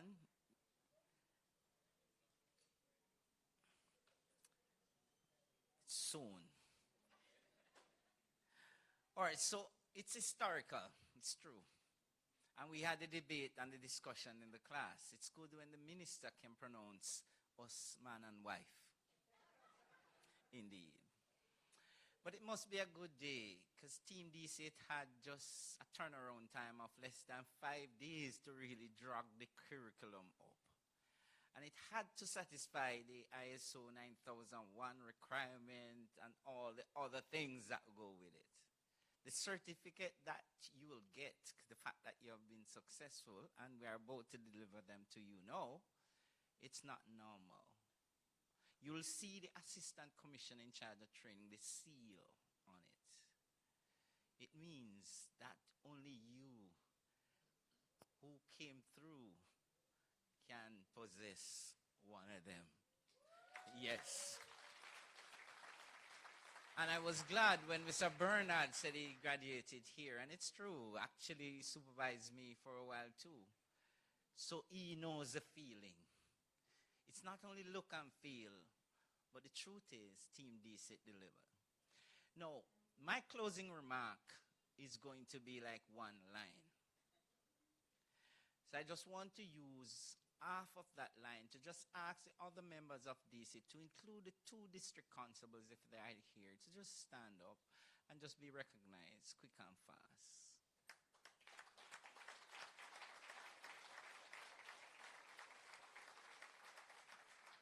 When you see Team DC, you see us. Indeed. Having said that, it's now that time, high time, where we now invite the reading of the citation. May I now ask Mrs. Coburn Robinson to take charge of this leg of the journey. Thank you.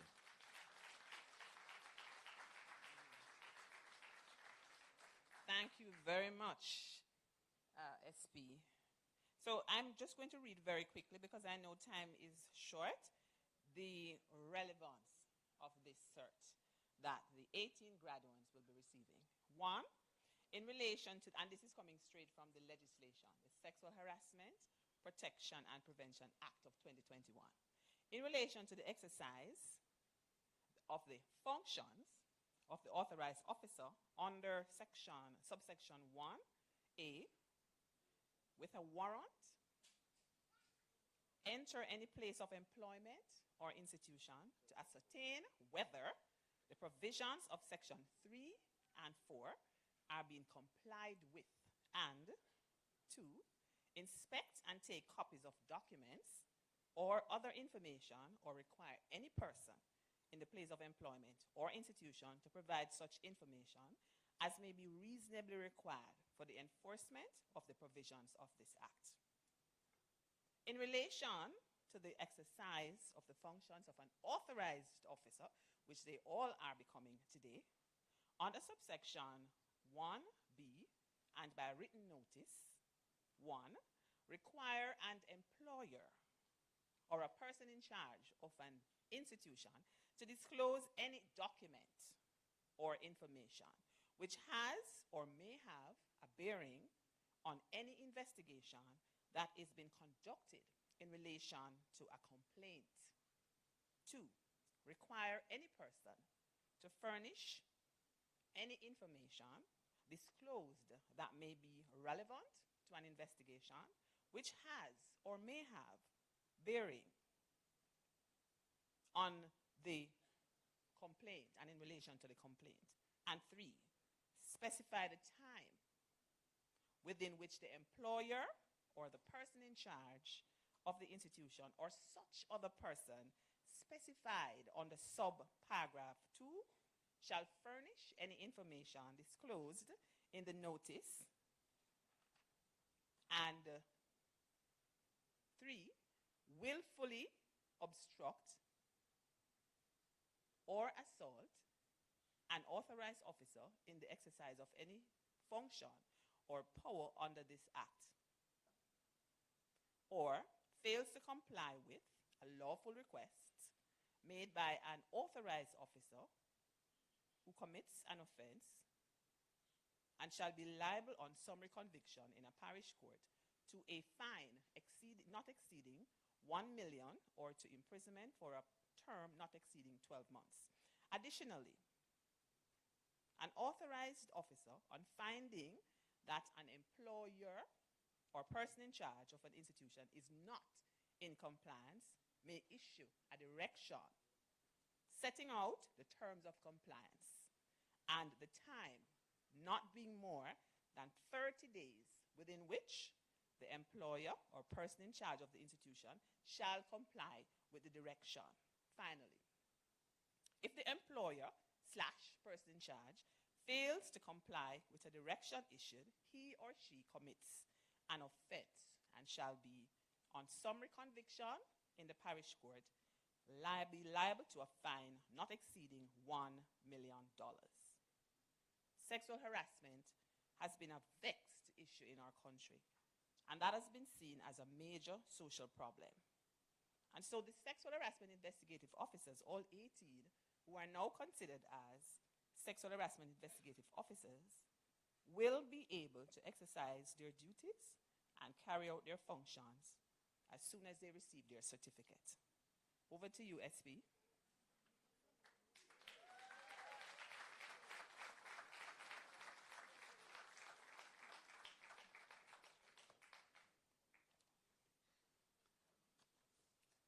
The familiar reflection when an envelope of this nature comes out, it's usually exam morning.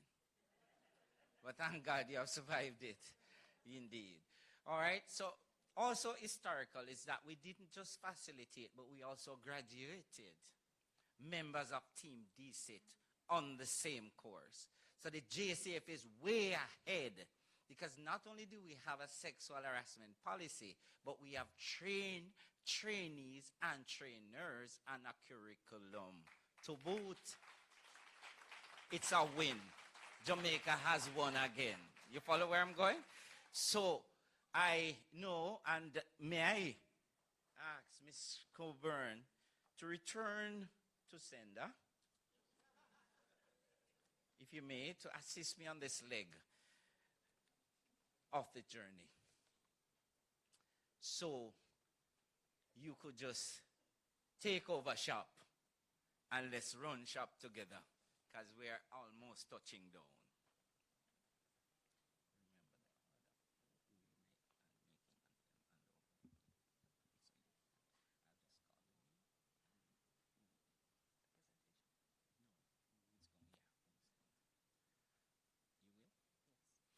All right, as the name suggests, and in order, Mrs. Avery Allen Marsh.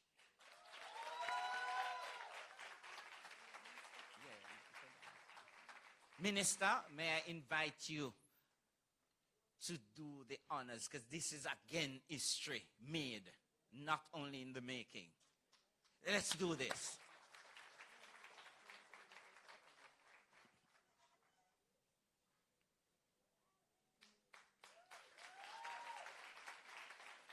Miss Rashida Campbell.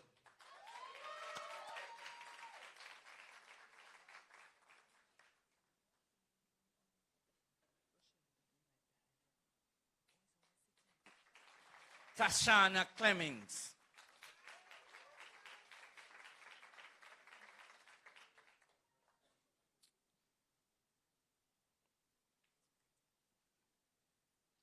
Shakira Deer.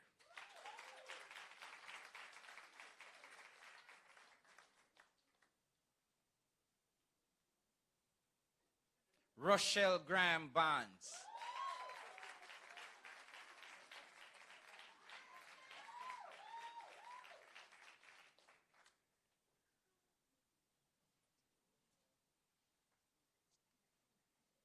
I call her Masher. Miss Marsha Edwards.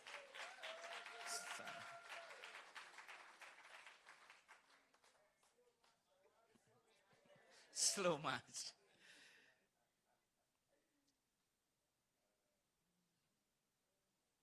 Tanisha Art, followed by Johnny James.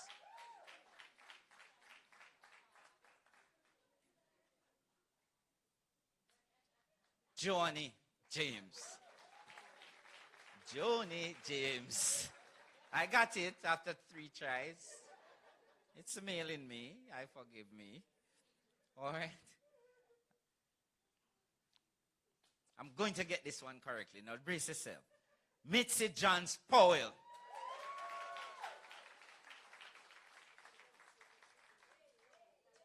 Slower. Now you have seen it. That's you witnessing it. Absolutely brilliant. Absolutely brilliant.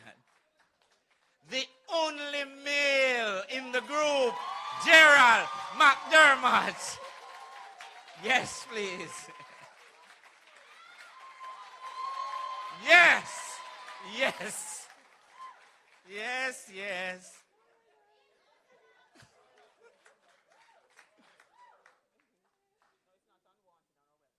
Yeah, yes. Christian McEwan.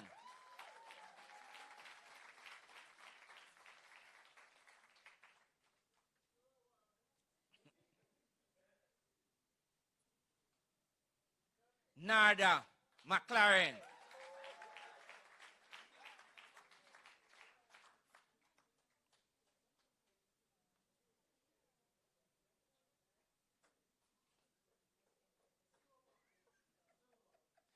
I'm if I tell you. You're so nice.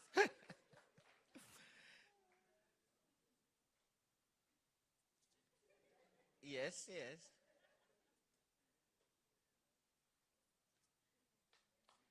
Karine Mignot Dixon.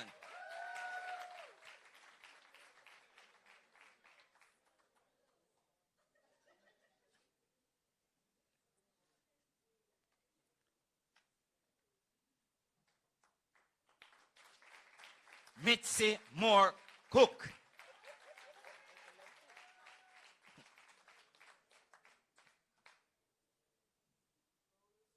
Yes, please.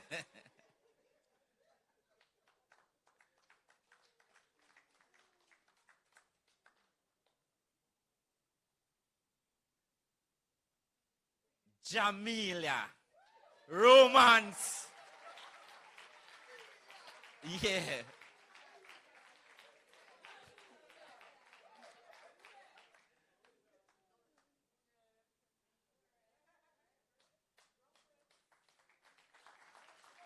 Lorian Scarlett.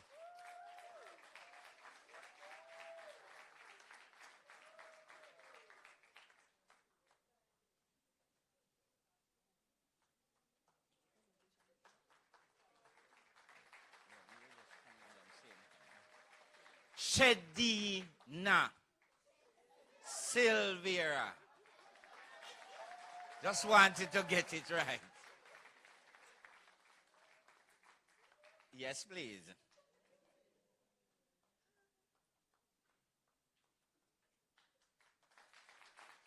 Karen Small.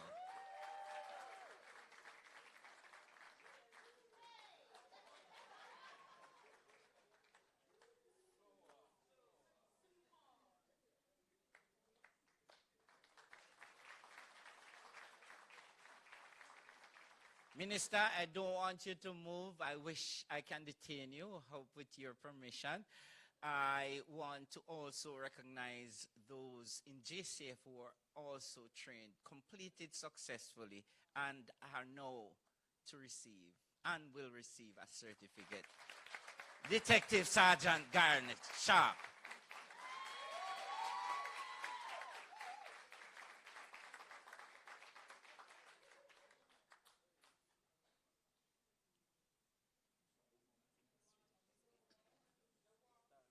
Yes, it's slow. That's how we do it at DCT. We do it like that. We bill and chill. Yes, please. Congrats, young man.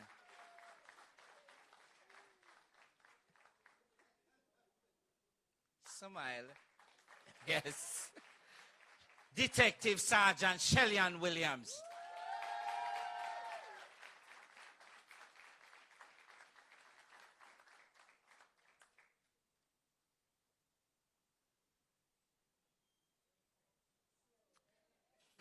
Yes. That's it. All righty.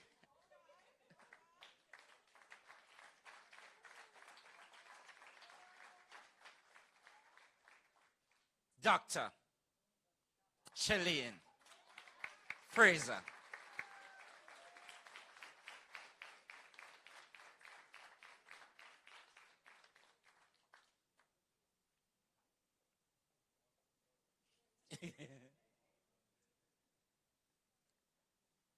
Smile.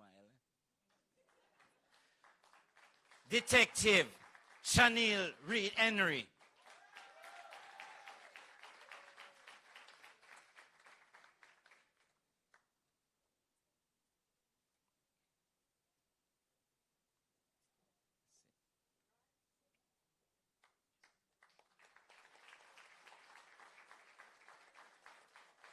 Great job. And we are missing Detective Sergeant Milton Henry because a decision had to be made as to who would be in Montego Bay today between me and him. And I am the boss. So the decision was made. Yes, please. Thank you and congratulations. And please, it's historical. It's history. It is not in the making. History made. The program, the plane, is almost now touching down. And I just ask that we have a few presentations, just recognizing the more brilliant ones in the house and recognizing the ones who had other skills. So I'll ask you, Miss Rob, to just do that part, and I'll ask Team DCIT if you could assist with pulling across. Just a few presentations, and then the shop and the door and everything. All right? Thank you for your patience. We are almost there. We are really touching down on tarmac. All right? Great job. Miss Rob. Okay. Thank you, SP.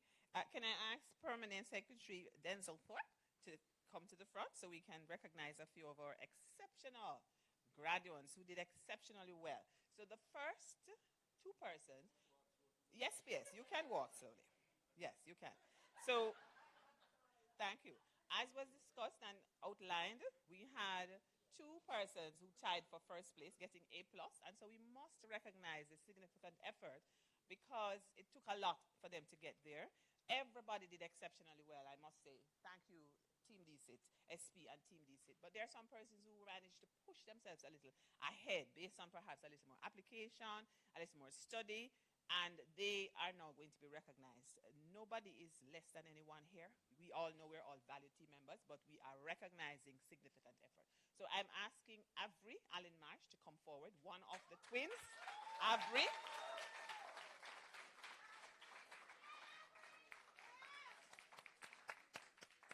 Getting first place, tying with, and in a minute her twin sister will come up. Yes? Congratulations, Avery. Well played. Exceptionally well done.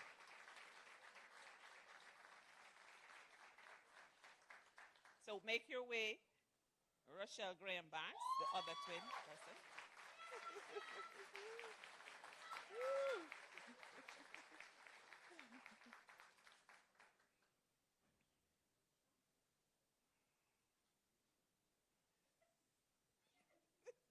Don't squeeze our hand too hard, PS. Okay, then. Okay, then. No. Not my PS. Not my PS. No. No. Thank you so much. Thank you so much. So we had, no, PS. Could you stay there a little bit longer, please? Oh, sorry. I should have warned you a little longer. So I have second place, And because we have two first place, this person is deemed second place. And it's none other than Rashida Campbell.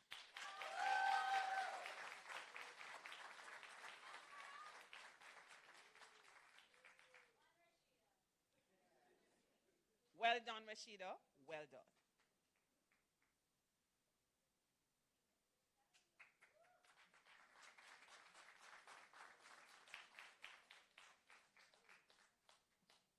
Thank you, P.S. Stop. Now, you would have heard that we have two permanent secretaries. And P.S. Bernard has more than one hat that he's wearing today. And so as a graduate of the college and as our P.S., could you come forward, P.S. Bernard, so you can make some presentations as well. Okay.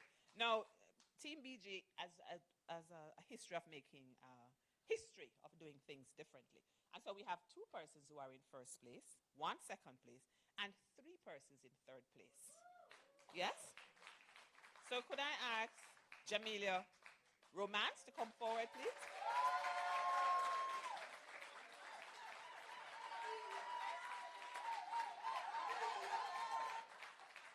Well done, Jamila. Great, great. Yes. Great, thank you so much. Could I ask Tashana Clemens to come forward? Tashana? Great job. Yes. Well done, well done. Thank you so much, Tashana. And the third person in that third place, running up, it would be none other than, I think you all know, don't you? Chrisanne McCure. Woo! Chrisanne.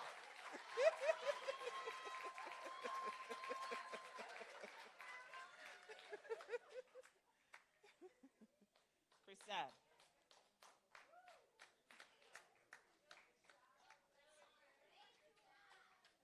Okay. No, you can stay a bit, P.S. I'm not quite finished. Now, those are the ones that we have highlighted for first, second, and third place.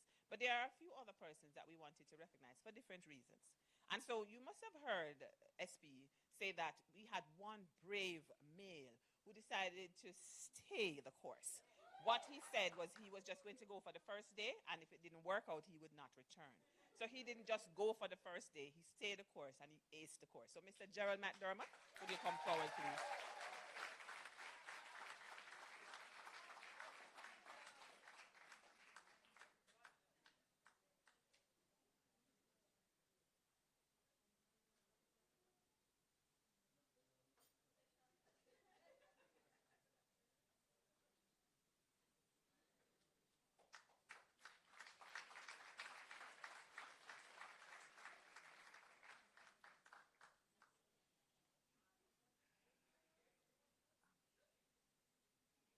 Now, I have SSP Aaron Fletcher.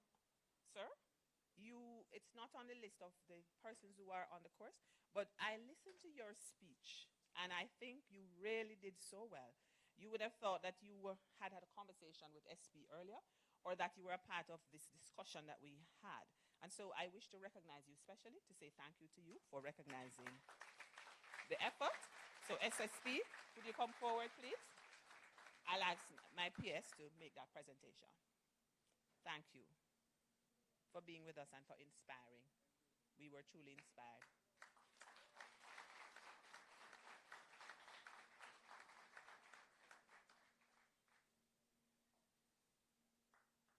So we have two other, and before we go to Team DSIT. So in everything that we do, we have someone who we put forward as a logistics coordinator. And that person will go all over the place doing site visits, making sure that if we're doing plaques, that person will go, even though the person doesn't drive, will go to those spaces or find somebody to take her if her husband is not available, and make sure that we get all our stuff together. And this person is always running around. I think you know who I'm speaking about, yes? She's not in the room right now. Where is she? Okay. She knows herself, yes? So Mitzi Morku, could you come forward, please? Our logistics coordinator.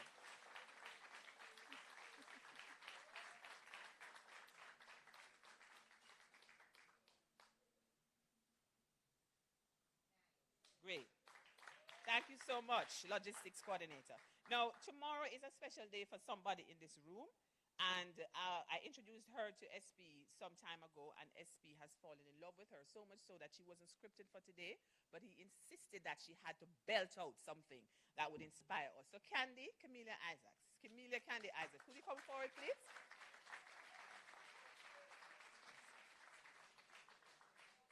So while she comes, I can tell you that tomorrow is her birthday, and she shares the month with Minister Grange. Minister Grange has her birthday later this month. Is it the 28th, Minister? And you, 27th? 27. Joni, is that your birthday as well? And I don't know if you know, Minister, you share birthday with Joni James. Yes, that's her birthday as well. Right.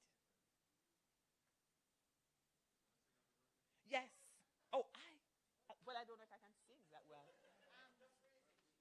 It's tomorrow. It will be in advance. So the band. Okay, the band is here. They can just do a little thing. The band.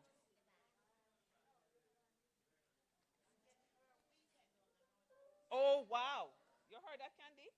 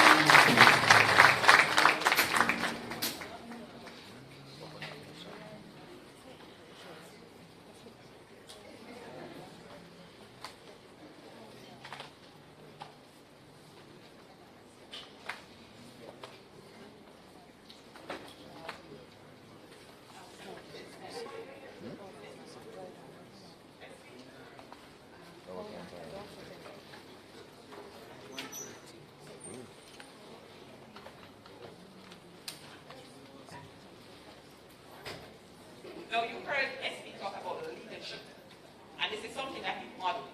That's one of the reasons we are so impressed with him and his team.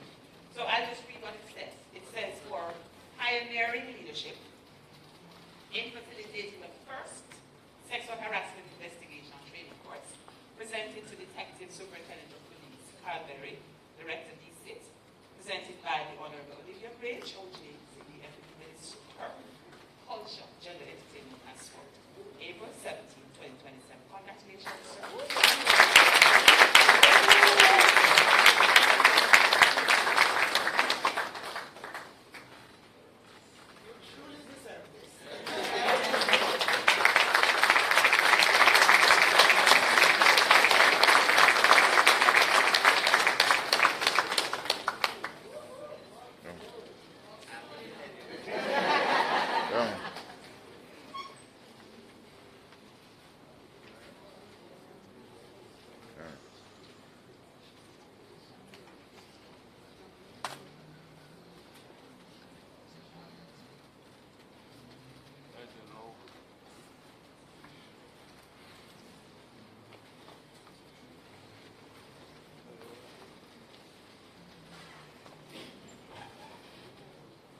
Corporal Dr. Shelley Fritz, will you come forward, please?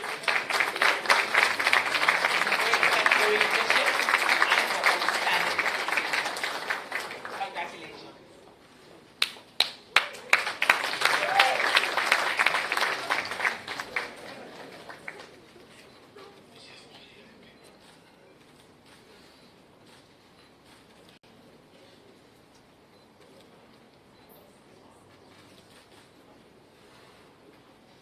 Can't hear what she's telling me.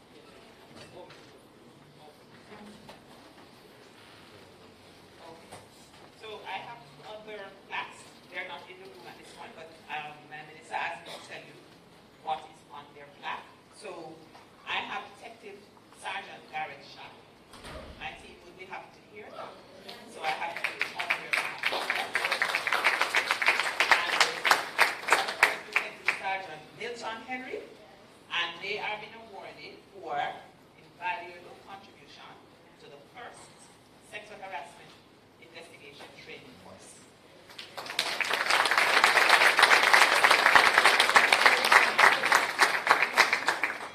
So those two ladies that are standing there, Shelley, Grand Detective. All right, so we have Detective Sergeant Shelley-Ann Williams and SSP. You can assist, please. Just present to SSP, to Detective Sergeant Williams and Detective Regan.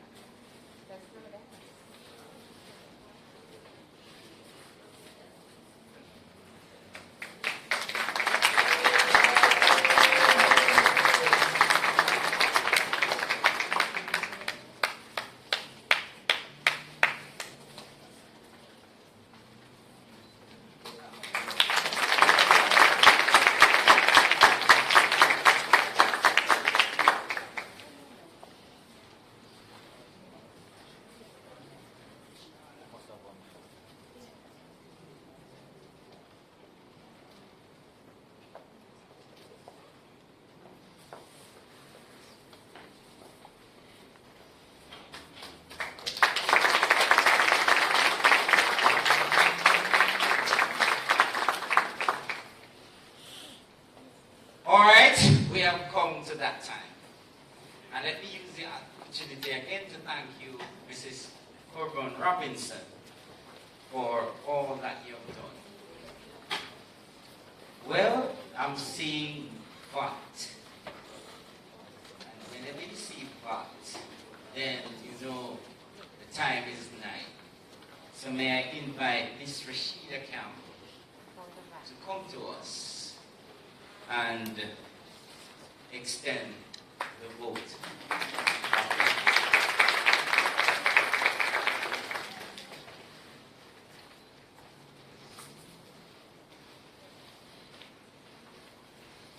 It is often said that gratitude is the attitude that takes you to your altitude. And so, on behalf of the graduates, I take this opportunity to thank everyone for sharing in this watershed moment with us, including those attending virtually. Allow me to begin by thanking the Honorable Minister Grange for steering the gender portfolio so that the Sexual Harassment, Protection and Prevention Act 2021 could be a reality and today's event possible. Your hard work and dedication, and in the words of Mrs. Robinson, relentless advocacy have not gone unnoticed, and we are truly thankful for your leadership. I want to thank our permanent secretaries, Mr. Denzel Thorpe and Mr. Deanroy Bernard, who have supported us in practical ways behind the scenes. Mr. Thorpe, thank you for starting today's proceedings with your sound words. Special commendation to the Deputy Commissioner of Police, Mr. Fitz Bailey, and the Assistant Commissioner of Police in charge of training, Mr. Aaron Fletcher, for accepting the invitation and for being with us today. We also extend our gratitude to SP Carl Berry, the Department of Criminal Investigation Training Team, and by extension, the National Police College of Jamaica, for facilitating our study and for equipping us with the professional tools needed to excel in our roles and functions. We have been fortunate enough to be trained by a team of very motivated, dedicated, and qualified lecturers. With their wealth of knowledge and expertise, they have stimulated us to think more critically and have ignited our passion for investigating. For this, we owe them a huge debt of gratitude. And event of such magnitude does not come together overnight. It requires meticulous planning and execution with an eye for detail. Special thanks to the Graduation Planning Committee, spearheaded by the Principal Director of Gender Affairs, Mrs. Sharon Coburn Robinson, for their involvement and the willingness they have shown to take on tasks beyond their comfort zones. We want you to know that we are deeply appreciative of your time and unwavering support. To our resident decorator, Marcia, and by extension, the Beautiful Designs team, the decor is beyond beautiful. Thank you for a job well done. We would also like to thank the JCF Band for touching our souls with your musical talents. We cannot thank you enough for the value you have added to our graduation exercise. To our songbird, Camila Candy Isaacs, thank you for gracing this day with your beautiful voice. We sincerely do appreciate your words of encouragement and inspiration through your choice of song. Finally, to our friends from the media, thank you for your steady support in making today's event a memorable one. It is a well-known fact of life that the evidence of hard work is the result of that work. Today is a day of revelation. Yes, revealing our hard work to Jamaica. My fellow graduates, a big congratulations on this momentous achievement. If you all believe in the phrase, knowledge is power and ignorance is slavery, then today we stand here together as a proud cohort with that power. This power is not the power to boast about how much we know, but it is the power to think and to make a difference. Once again, thank you to everyone who has contributed to the success of the Sexual Harassment Investigation Training Graduation Ceremony. Thank you.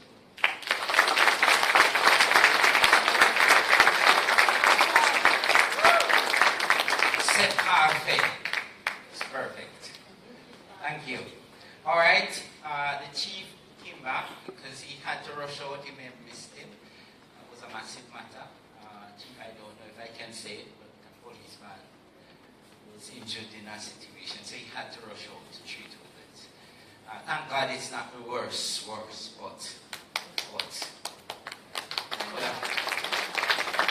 that's the nature of policing, especially if he's a deputy commissioner. All right, so we have for you, sir, a little something. It's a token, and it will be presented by Mrs. Sharon Coburn Robinson. May I ask you to allow?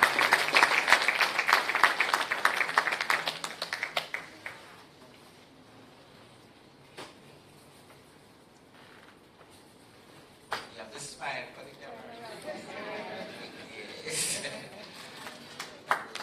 Great guy.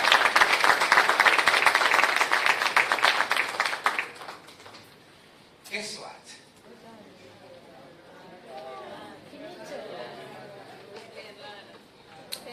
Plane has landed, but we are about to remove your seatbelt. We're waiting on the door to be pulled. It's for me, though, to just thank you for coming to the college. This is NPCJ. This is Team DCIT. Just remember, though, that at NPCJ we have several faculties.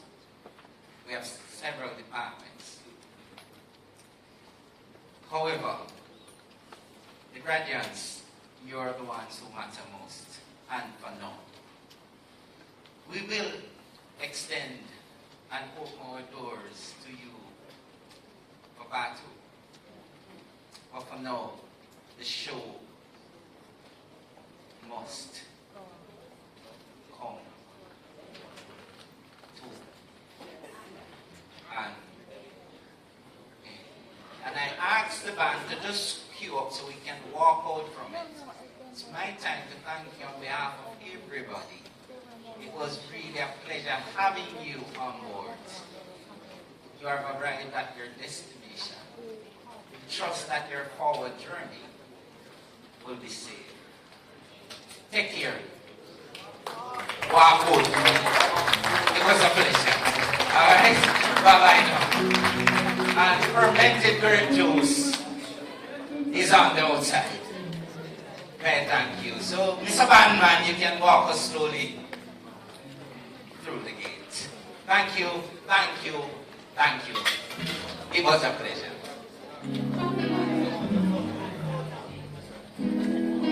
Alright, it's networking, photo ops, remember the graduates. The minister wants a group photograph.